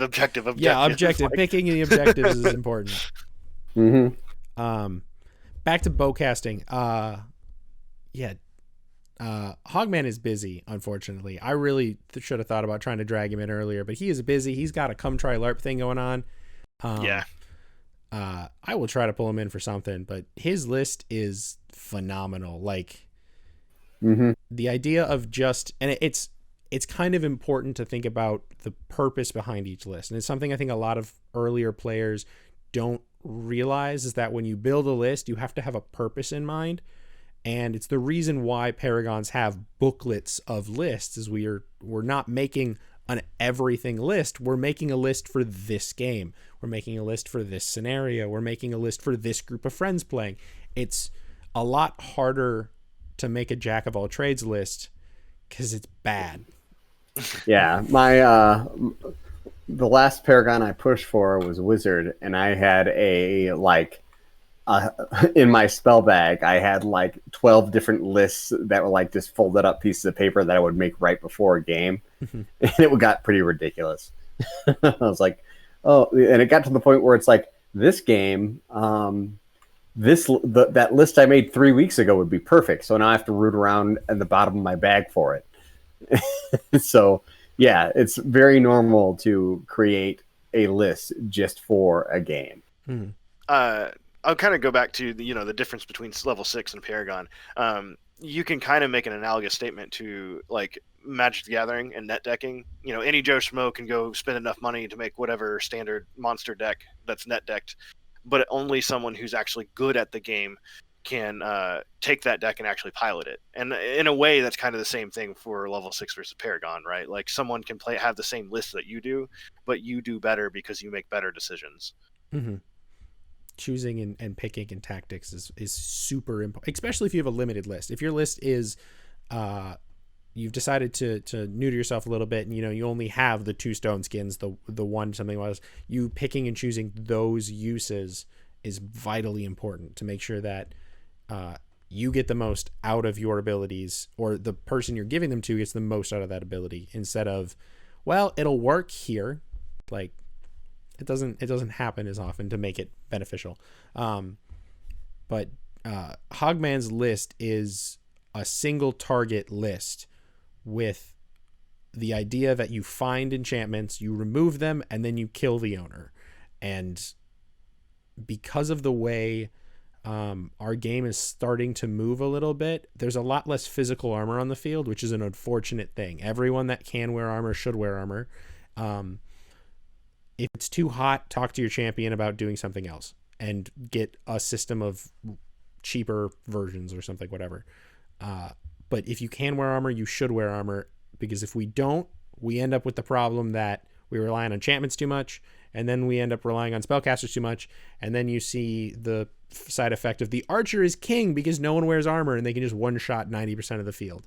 That really is the rough thing about trying to balance a game as big as ours, realistically. Mm-hmm. And on top of that, one that we play physically, because on paper maybe the spell combo or whatever seems really busted, but it ends up being really hard to actually do on field. So it's something that it's very hard for a game designer to come up with.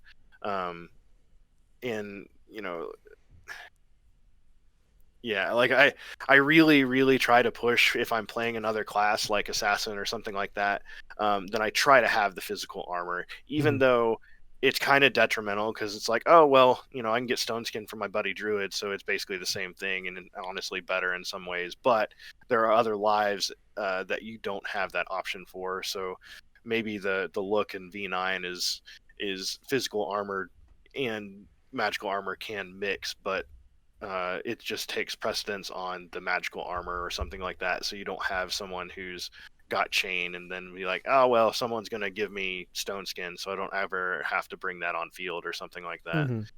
Yeah, it's a legitimate problem that I guess it is a game design problem as much as it is a like money problem. Is it's expensive. Some armor is expensive. Other armors aren't. Unfortunately, most of our low-level armor, like Gambison, is relatively cheap. It just either takes a skilled crafter to make it right, or you have to buy it. Chainmail is really cheap, but if you're playing... Yeah, it can be really cheap if you make it yourself. Like, chainmail could be $60 for a whole kit if you want to make it yourself. But dedicating that time... is time consuming. That takes a lot of time. It takes a lot of time. Your hands will get really strong, but it takes a while. Or weak, depending on the carpal tunnel. It's right. True. Take frequent breaks when making chainmail.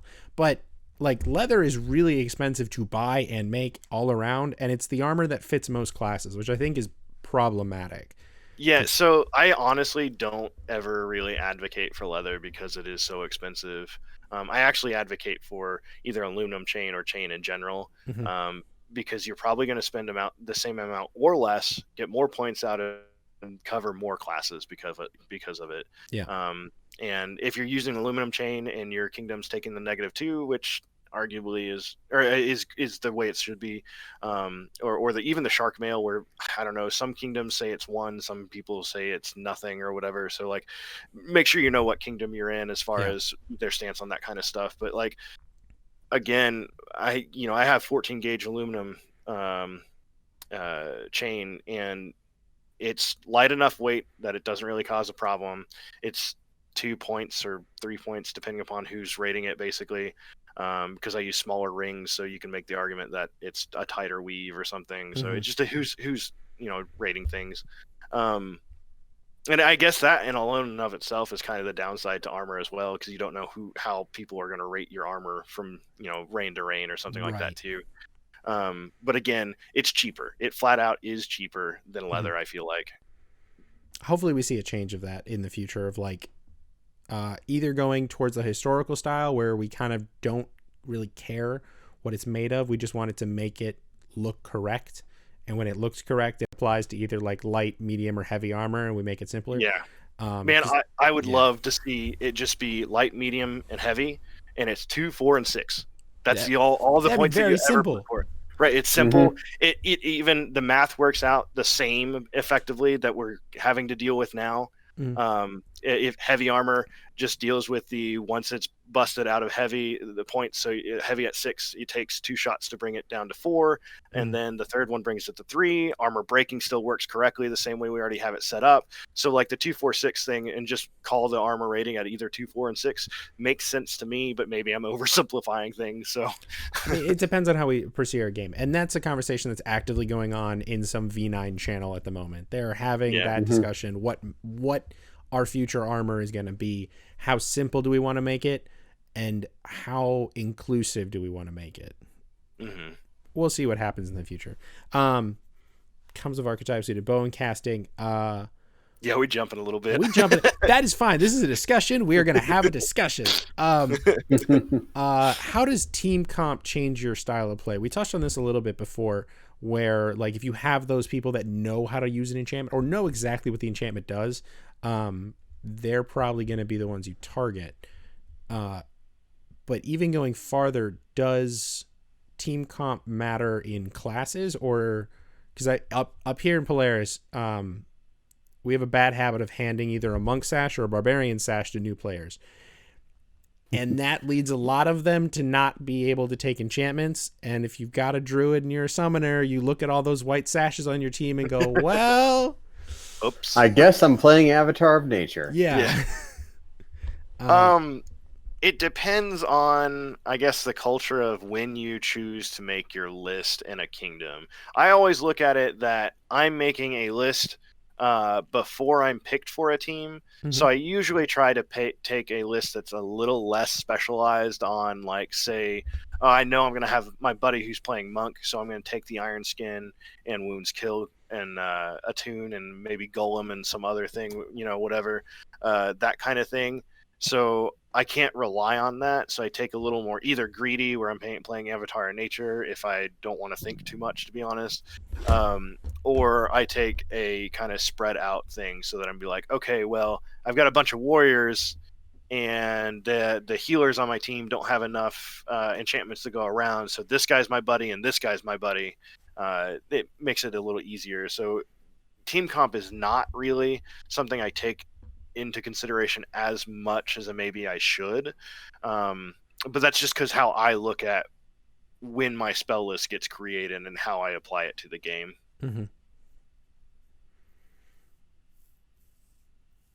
Kaads? Yeah, pretty much all of that.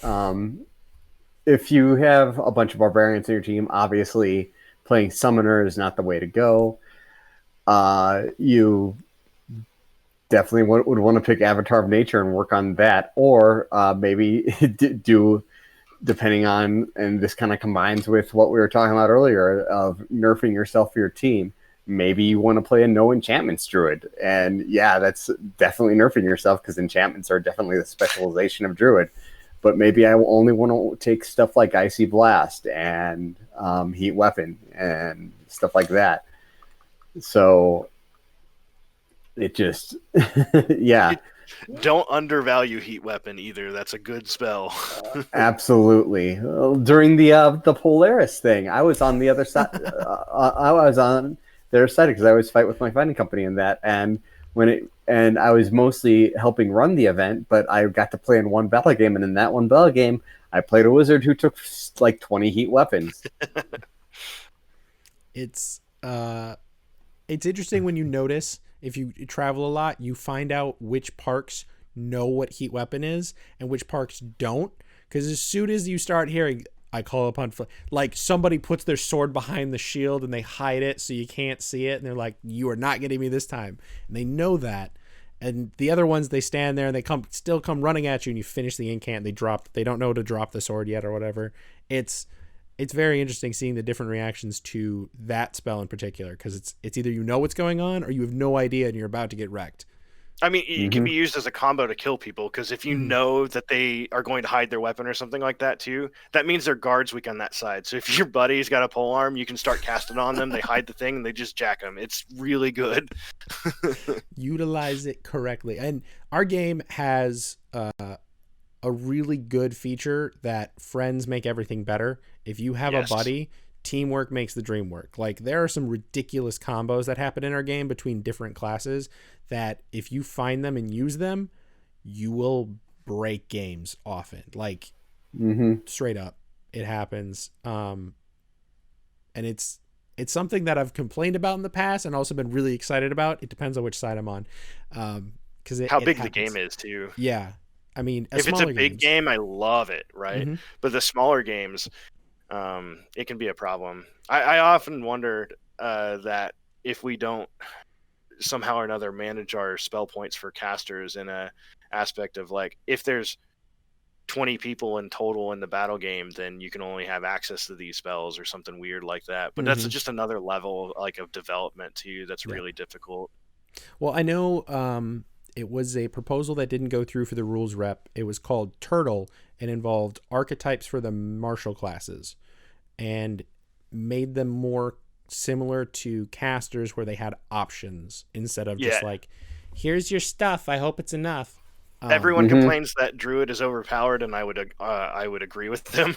But I don't think we should nerf Druid too much. I think we take a small step out of it, and then we bring all of the other classes, and I mean martial classes as well, into in stride with Druid, because I think Druid is actually where the game is the most successful, because everyone feels good about their Druid build, even if it's a meta or non-meta list.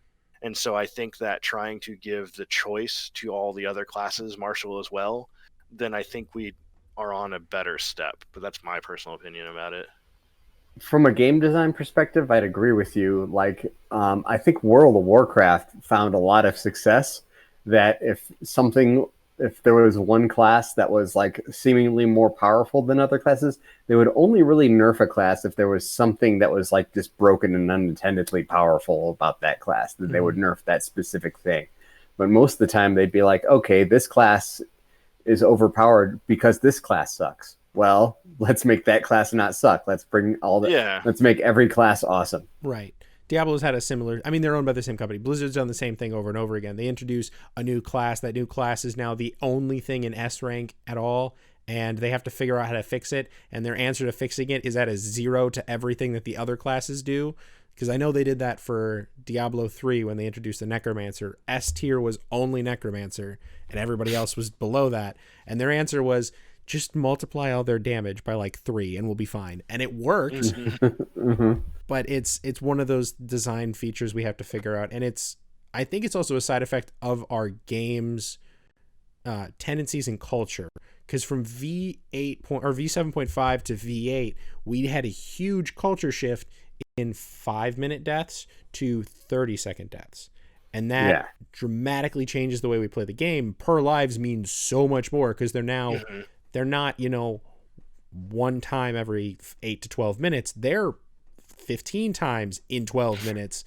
It's a huge change, and we haven't figured out a great way to answer that problem. It's weird because it's a game design problem as well. And I don't mean from the rules, I mean from you as a champion or whoever's running the games themselves. Like, so Radiant Valley kind of died and came back for V8 to some degree. And so I was trying to push to get battle games played again, and everyone was stuck on the life count type thing, as far as like, it used to be, first level barbarian had like 3 lives or something like that, right? So everyone was stuck on, I died, so and I'm like, listen, we don't have lives anymore, guys. We just have the objective. Pay attention to the objective. This is objectionally a better design on at least a local park level. But there is some merit to like the life count things, because there is consequences for a death happening, whereas there's less consequences now depending upon if your objectives are designed well or not. Yeah, it puts a lot more. It shifted a lot of the meta and really deep thought on what the effects were from the players to the designers of those games. Like you had to choose how they respawn, and obviously for parks it's a lot of fun to have a 30-second respawn because everyone's on the field all the time. It's great. It changes the way the classes work. It changes the way everything else functions because they were not designed to be used that way. And we've not, I mean, so some of the answers that I've seen are like CC and states and everything like that are half of whatever the respawn is, because that makes it the worst case scenario. Is death is still the worst case scenario. And that seems to work on some cases, but it doesn't answer the problem of like, it puts awe and terror and agoraphobia and things like that in these bigger positions, because now they're still control, but they're not death, but they're almost worse because you can't do anything. Like you're stuck with it. It's interesting. I don't know. I don't have a good answer for it. It's I like the legitimately a problem. respawn mechanics being changed to some degree. Okay. Like I really like the way Phoenix League does the basically bench, right? Like a hockey team in a way. Yeah. So I like that one because you're constantly revolving people around, and they're still having to take their counts correctly as far as deaths and stuff like that go, or at least closer to what the rulebook. It's not exactly. I don't remember what the number is off the top of my head because I haven't played a while. But I think that's a very clever way to get around some of the time frames while still making sure everything is meaningful, because that's really where we have problems, is making sure that things maintain their meaningfulness when we get death counts into it being shorter.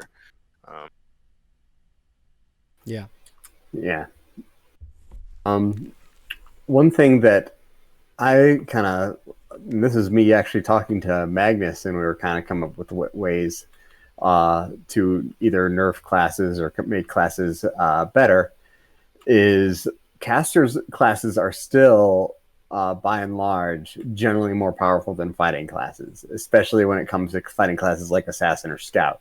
Like casters are just playing better than those. One of the ways that we said, hey, maybe we should like kind of nerf caster, but not like get rid of their abilities or anything like that, is simply make it so casters have a higher death count, and they have like casters A have a death count and B have a res timer, meaning even if you resurrect them, they have to wait like maybe 10 seconds before they come back up. That way, like if you're a caster, you don't want to die, you know, and on the same token, if you're on the other team, killing casters matters no matter what. Interesting. I really like. I might play with that as far as a thing at local park if we can ever meet again. That's an interesting thing. I like that. Yeah, I liked it. I liked it a lot too. It's interesting. It puts a lot of like. It just makes my gears start moving of like, oh, this is tactically, we do this, we can change this stuff up. Because currently the real penalty to resurrect is you don't get your per lives back. That's the real penalty. The trade-off is that you don't have to spend basically any time at respawn. You just are back up, but you don't have your per lives.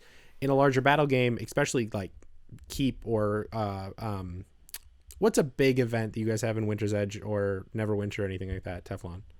ANS Symposium, Arts and Science Symposium was one of our biggest events.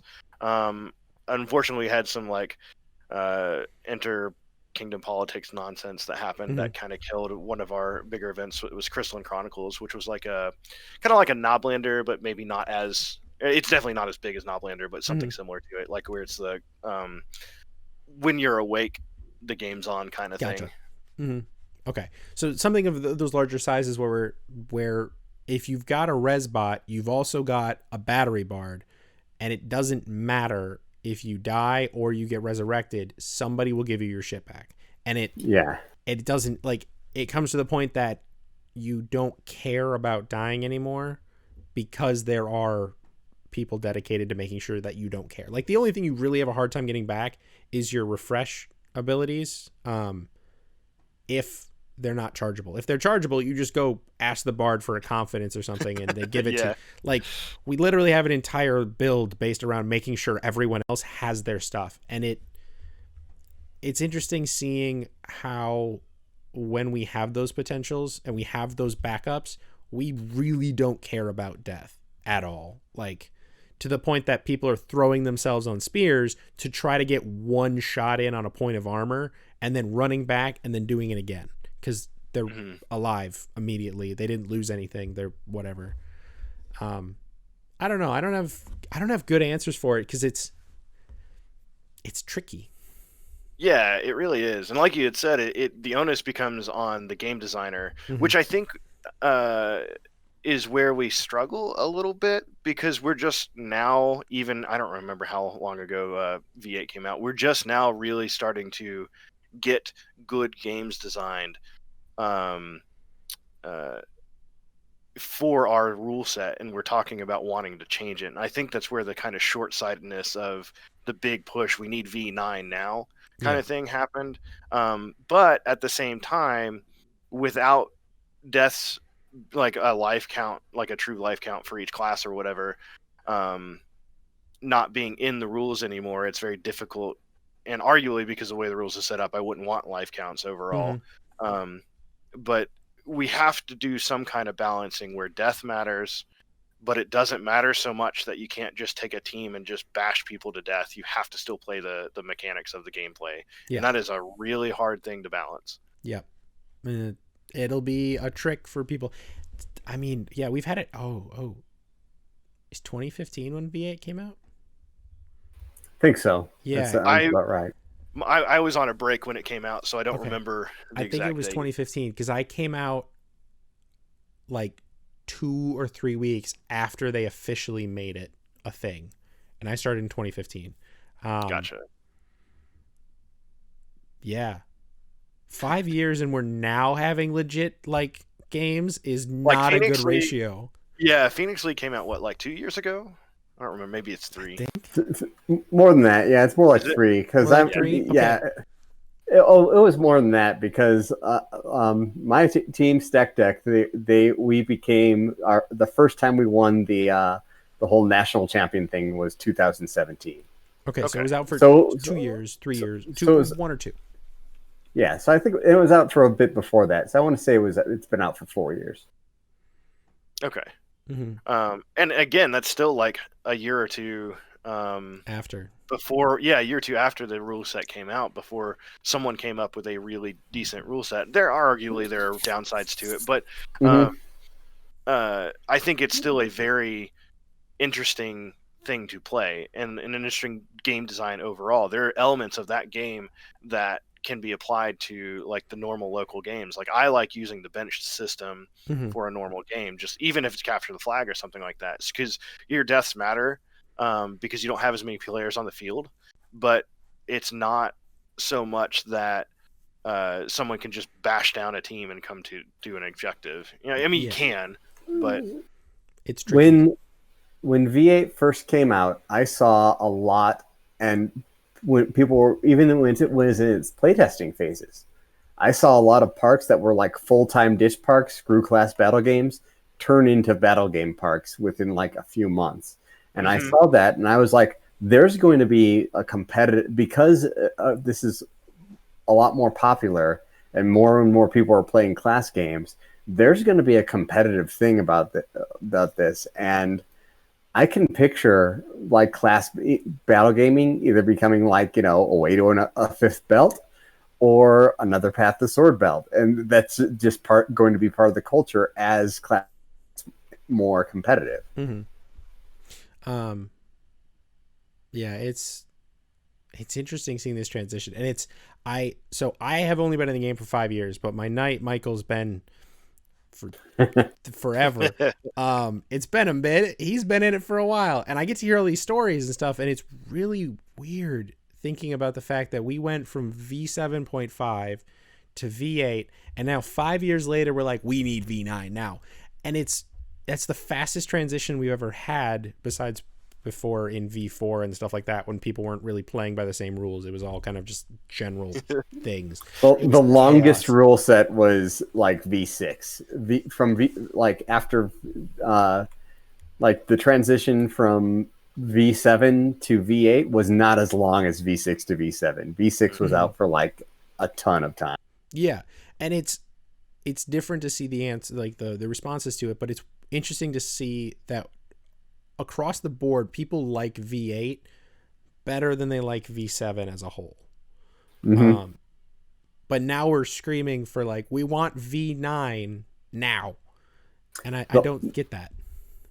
The only thing I liked V7 better for is for games like Knoblander. I think that V7, like by its very nature, V7 made it so if you died, like death mattered a lot because every class only had so many lives. So I 100% agree with you, but at the same time, like people feel like the rules have made it to where you can't design those games as well. And I think that what it comes down to is that just put life counts on those games or something, and develop like a small, like quote unquote quest rule set for that game that you're wanting to run. Just don't, for me, like limiting what's in the rule book for that can be played. Like in Crystal and Chronicles, they made it so that Golem couldn't be used. It was because of the spawn mechanic with it, and that wasn't like Golem's broken or something like that. It was just simply because they wanted people to go to a certain spot to spawn. So they took it out. I don't like when that happens. So when you design these things like Knoblander or something like that, and you want life counts and you want things to matter like that, just don't monkey with the already there rules, you know? Yeah. A big thing that you'd have to do to make something like Knoblander work, you'd have to change the mechanics to resurrect. Either have it so resurrect doesn't exist, or you can only grade or resurrect somebody. So, yeah. I was on the team that Michael put together to try to create a V8 version of Knoblander. And our answer to resurrect was that you had a max number of resurrects that you could get, and they couldn't be put on refresh. Or they couldn't be put on recharge. We also put hard limits on gummies and greater undead minions and undead minions, so that there was an overall there was a pool that you had of lives, and it could be slightly added to with resurrect, because that was the big thing for V7, V7.5, and I think Knoblander was also 1 or 2 times in 6. I might be wrong. There was there's a very limited additive of, if you played healer, you got 3 extra lives for your team essentially, and if you played 3 or 5 extra lives, whatever it is, and if you played paladin, you also added another 2. So to make like the ultimate team of survivalists, you had your life pool plus like 30. It wasn't our infinite cycle of things that we had this time. So we were trying to replicate that, try to give that similar aspect. And our main goal was, like Teflon said, to not mess with the rules at all, leave them as are, just limit the things that break what we want to play with. It's tricky, it's hard. We kind of gave up on it because we ran into some other issues of like making sure people only use equipment that they purchased, and making sure safety wise, and we really fell apart on a site that would let us fight 24/7. That's hard. They don't like it. Well, yeah. One thing I'll say about Knoblander style games, and I've been kind of like preaching this for a while on Knoblander style games, is that we say we want 24-hour games, but like every Knoblander I ever been to, people wanted to punch each other in the face by like 5 a.m. and the autocrats would call it and say, okay, everyone go to bed and we'll continue this tomorrow morning. That like happened more often than not, especially between competitive teams, just because it would just go on too long. So I think everyone wants 24/7, but they don't actually want 24/7. They want, they want all-night battle game that lasts until 2 a.m. and then they want to go to sleep. I honestly think the answer to that is that like you have a 10-hour block that is the quote-unquote sleeping block, but for those who want night fighting, you have a night quest type thing of some sort where it's not the full game, but it can affect tomorrow's game or something like that. Oh yeah, Yeah. still plays. Yeah, that way you don't like create this kind of toxic atmosphere of having to stay awake, too long and stuff like that too. It's interesting. We'll see what comes up in the future and if we can pull off an event similar to that. All right, we're gonna finish up because we're almost on. We're on like 2 hours and 40 minutes. Our last question is leveling slowly important, and this is more of an opinion question and kind of like a learning question that I have had a lot of people not like our answer. Like my answer for it is leveling slowly is important for learning. Once you learn most of the mechanics of the game, it doesn't really matter.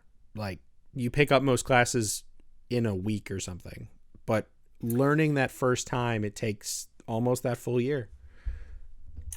Yeah, I would agree with you. Most of my classes that are like, I'm level 6 in every class, but most of those classes were because we were very lax on the you have to play the class to get a credit in the class rule. So yeah, like, but I'm kind of a personality, and not to brag, but I can take a class that I've never played before, but I know the theory because I've seen other people play it and I've talked shop with them. That okay, I'm going to play Bar for the first time. I'm just going to take a bunch of laws and use them, and I'm going to be pretty good at it. And just because I've pretty much done most aspects of Amgard, except for bow shooting. I've never been like a hardcore bow shooter.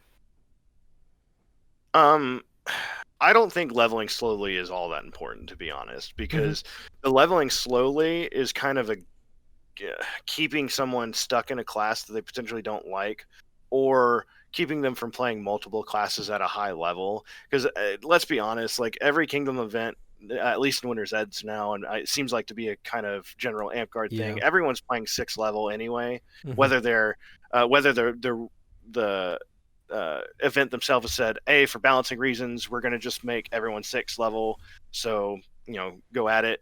I think that like you can do 1 week per level, and that kind of, or maybe even 2 weeks per level, and be done with it. That way there is still some learning growth aspect to it, but in all honesty, like everyone complains about the grind for World of Warcraft or something like that. The whole idea of instant gratification is damaging for some reason, and I don't really think it is. I think that a very quick growth a semi-quick growth will do enough to feel achievement. Whenever we're talking about the average Amtgarder being in the game for 3 years, that's like 3 classes maxed if they're going every week or something like that, and not going to an event or something along those lines. I think that's kind of a disservice to our players, because then they feel like they can't play to the best of their abilities and things like that. Because you can take someone who's fairly smart and show them, like Kaads was saying, whatever, and talk shop with them and stuff like that, show them lists and they can pick it up. And if they just can't use those lists, they get bored and don't want to play that class anymore and just continue to play the one class that they already had leveled. So I think that it's really kind of detrimental to us for that. So if we have that data now, because we didn't have that data before about the 3 year, the average Amtgarder is in for 3 years. If they're in longer, they're in for life. If they're gonna drop out, 3 years is about their mark. If that's our idea for an average Amtgarder, we can now build around that better potentially and be like, how many classes do we want an average Amtgarder to have access to, the full thing? And if we're like, we want them to have access to all, 12? Well, not including Paladin, Anti-Paladin. Right. Yeah. So, I mean, then we'd have to build that around that schedule. It's also, it's an interesting query that happens somewhere around year 1 or 2, or I guess with some maturities. I recently had a player come to me and be like, I was mad because our king gave everyone that ran an event 15 credits and then turned around 2 weeks later and gave anyone that signed up also 15 credits. And they were like, well, that was my only reward. And to me, as I'm going to say vet, I've only been in for 5 years, but like, I don't care about credits anymore. They don't do anything long term. Yeah. They sit there, you get to your ending of the class, and now you can play level 6 at park level. That's it. At a kingdom level, you can do whatever you want. Nobody cares. Because balance wise, you playing level 1 or 2 doesn't help you. It's no fun for you at an event like that, right? It realistically isn't. Yeah. And the only reason I see for slowly leveling, even like if your first class is slowly leveled, it's so that you learn the mechanics of the game. You're not literally week 2 shoved 40 spells and been like, all right, learn these, and then just sent off on your merry way. That could be a problem, but everybody adapts differently and everybody learns differently. So we've got to, if we level quickly and we're talking about magic classes and getting spell points too quickly and stuff, you can just dump them into the same magic point or magics that you've already learned, right, and then add 1 or 2 new ones every week depending upon your level. I think that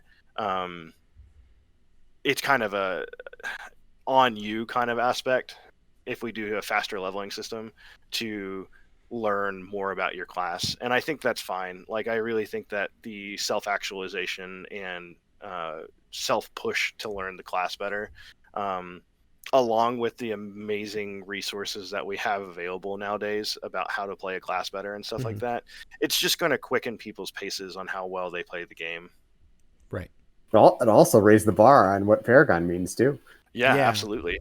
Yeah, we talked about that on the Paladin one. Like, if we make everyone a level 6 in 6 weeks or 10 weeks or something like that, the difference between a level 6 and a Paragon is going to be really different, because you're going to have that person that just learned all their abilities, and then you're going to have the Paragon that's like, I know all of my spells backwards.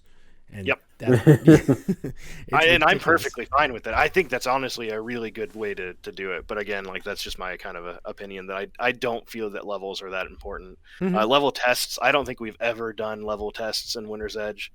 So, I know or if of we one have kingdom that does currently. Yeah. I mean, I like from level tests isn't so much of the level itself. It should just be the states of the game. And that's really about it. There's some people out there that, holy crap, like, they find the kingdoms that hand out, like, that were handing out the large numbers of credits, like the 32 credits. Like, I don't really care about that. That sounds kind of cool to me, but they found it super offensive. Like, I remember talking to it with a group of people in Dragonspine, and most of the people there were they were like, wow, that's pretty cool. And there's like this one old knight that was like, they need to take away that kingdom's kingdom status. And it's like, what is your problem, dude? Oh, that's a lot of hate for no good reason, really. Like, credits don't matter. I mean, if they were handing out like free orders of something, I'd be mad then. But like, credits are just your time in the game, and it's different depending on where you go or how much you participate. I think we don't use bonus credits enough. Like, you did a gate duty. Oh, that's cool. You got 2 extra bonus credits. Good job, buddy. You can go to get whatever level faster. Like, using it as a reward is another good option you could be doing with it. Yeah, it's they don't mean much overall. The people that are really going to be good at their class are going to be good at their class anyways, regardless of what level they're at. They're going to find a way to be better. And to a certain degree, regardless of what time frame that they've been in the game. Like, if someone who's just a really smart person and semi-physical comes in, you could probably give them a 6-level class. Like, we'll just use casters for the example, a 6-level caster sheet, and be like, hey man, this is the meta list. You got any questions about why you would use any of these spells? Yeah, this one, and this one. All right, cool. Now go get it into practice. And it's just going to take them probably a couple weeks to kind of understand when to use certain spells and stuff. And it's going to probably take them a couple months, realistically, to get a better understanding of objectives versus just when to use it and things like that. So, like, it's not going to take a very long learning curve, I don't feel like. No, if you're really going to do it, it's going to happen. And I've shown newbies, like, this is like a meta spell list that's used for this, and they're like, why do you take Ice Ball? You can't kill someone with Ice Ball. All it does is freeze them in place for 60 seconds. And it's like, are you kidding? but you don't say, are you kidding? You say, well, this is why that's good. Most games are objective based games. And even if they weren't objective-based games, if they were kill-based games, if I'm fighting my 3 people against their 3 people, and I freeze one of them, now it's 3 versus 2. If I freeze another one, now it's 3v1. Mm-hmm. So, and because Ice Ball and stuff like that, even when we were running neutral annihilation games exclusively, spells like Ice Ball and Entangle They were just as important. Yeah, they were just as important. Yeah. I mean, so we found Catch and Release, or we started heavily using it as a kingdom like 2 years ago, and Catch and Release flipped what it meant to be a caster, because you just had Release on your list and you're just like, I Ice Ball you, I'll go kill somebody else and then come back to you and murder you because I can release you and stab you in the back 30 times before you can turn around. And it was like, it was mind-blowing for a bunch of us. It was really fun to travel to other kingdoms, and then we're like, Ice Ball, okay, wait till like 58 seconds and then stab them. Yeah. So V7 Flame Blade. This is what this is one of the things thing where it mixed with Ice Ball and you could freeze a person and then cut through it. Oh, you could cut through it. Yeah, hitting God. somebody with Flame Blade which was an enchantment, so you had infinite uses of it. You yourself, who were wielding the Flame Blade, were immune to Ice Ball. But you could also free other people from Ice Ball. That meant your team was immune to Ice Ball, and it also meant Ice Ball was a kill spell. When I talked about like one of those people who you hand enchantments to and they get a lot of mileage out of them, one of my good friends and one of my favorite people to battle game with, his real name is Noah Way, his amp guard name is Folius, and I remember there was an event that him and I got probably kills in the triple digits just it was Entangle, which in V7 functioned exactly like Ice Ball, and Flame Blade. That's so bad. It was ridiculous. Oh God. And that was when Druid, for a lot of people, was considered to be one of the least powerful caster classes. I do not know why. Understood that one. Because it's like, oh, well, Wizard has Fireball. Yeah, I can entangle somebody by hitting their shield, and then my buddy will kill them with a Flame Blade. Right. Yeah. I mean, there's that, and then like we had Call Lightning and Finger of Death, so we could literally choose like 2 people and be like, you know what, those guys are always really powerful, so I'm going to make sure they don't get to play today. And then you know what, I have Petrify as well, so after that I blow the Finger to Death, call Lightning. Those were straight up death spells back then, and I guess still are now, but they died. So they were death spells in an era where death really, really mattered. Like, if I killed you with this 50-foot point and click, that was one of your 4 lives. And I had 4 of them, so I made sure you didn't play anymore. And then I had Call Lightning, so I made sure your buddy didn't play anymore. And then I had Petrify, so I made sure whatever guy I hit didn't play that round.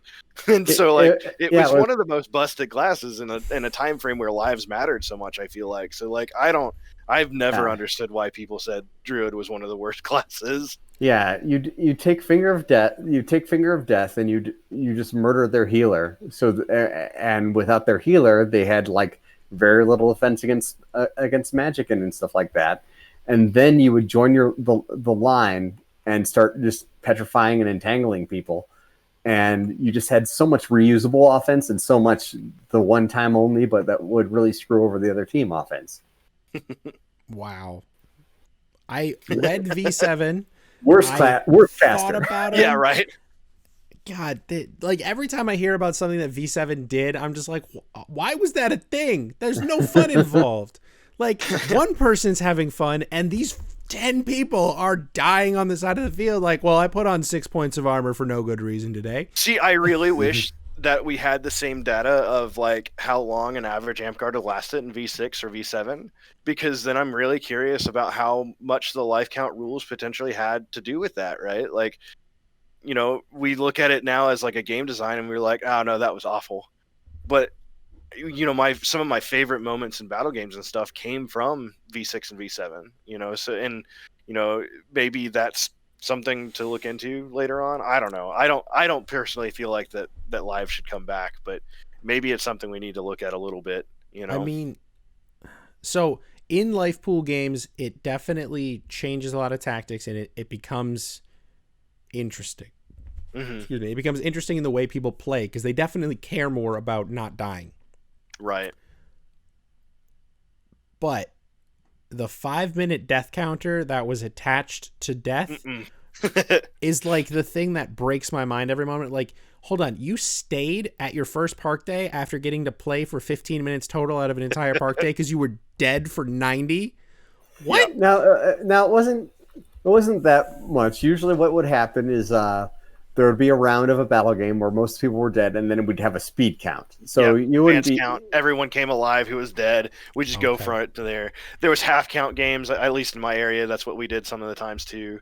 I could fully see why ditch became the really popular thing during V7, because it was, I died, I wait 45 seconds and the rest of the people on my team die, we get a new player and we continue. Like, now the Midwest, no matter what, in V7 and V8 was always very battle game heavy. Yeah, there was a ditch and it was popular, but battle games were the place to go. And I remember going to a clan once, and it was like none of the casters knew any of their spells. And like looking at a battle game, it looked like a giant train wreck. And I was playing in a game, and I remember trying to get to a game item, and I awed somebody away from the game item, and he's like, I don't have to move away. That's not what the spell says. And it's like, what? And that was pretty much it. Like the same people didn't know the rules. So I'm like, screw this. I'm going to go ditch. I'm like, that's why it happens. That's where it comes from. Right. Yeah, I think that is our game is a lot easier now. Like, holy crap. We took out a lot of stuff. I agree that it's easier, but when I talk to some of the older players in my area, like especially RV, because I started in 2006 or 7. I think it's 7. And some people who started within like 2 or 3 years of me, they're all like, I don't want to read a new rule book. I don't want to learn new rules and things like this. And I'm like, guys, it's easier, man. Like, all these things have keywords. All these states are the same throughout it. So like if you get ice balled, you're frozen. If you get something else that's frozen, it's still the same thing. And all the counts are the same. If you get hit by a spell ball, it's 60 seconds. If you get hit by a verbal, it's 30 seconds, except for break concentration. But there's a couple little things here and there. So like everything's 20 feet. We no longer have to remember what spell is 50 feet except for 1 or 2, like pyrotechnics, I think is naturally 50 or something like that. But, most things don't have or follow a much more programmed level. And I think that's really good. Yeah. But I'm going to hop off. Yeah. And we were almost at 3 hours. Yeah. All right. So we're getting close here. I'm going to have to put a little break at almost this is 2 the hours. Battle game theory section. So if you don't care about that, go on to here where there's more Druid stuff specifically. Yeah. It's been great. This has been fantastic. This will take me a little bit to get up because it's a lot of video. Yeah. Yep. But thank you for sticking with us. If you didn't stick with us the entire time, I apologize for this going almost 3 hours. Way over. Yeah. We started talking and things happened, and that's the problem. We talk. Yeah. Yep. But our next episode is in 2 weeks. It'll be live. It'll be Paragon Warriors. We've got 5 panelists, I think. I'm not 100% sure. I don't remember. There's a lot of Paragon Warriors around here. So we will have that next week, and Virtual John will roll us out. This has been another episode of The Paragon Path. If you liked what you heard or saw, please drop us a like and follow on YouTube or Spotify or Google Music or anywhere else that you can find us. We have a Facebook page on The Path that lets you know when we're recording, what you can join into, and what to expect next. We record these episodes live every other weekend on the Kingdom of Polaris Discord. Link is in the comments. If you'd like to learn more, please subscribe, comment, or just drop us a line. As always, happy to see you on the field. See you next time.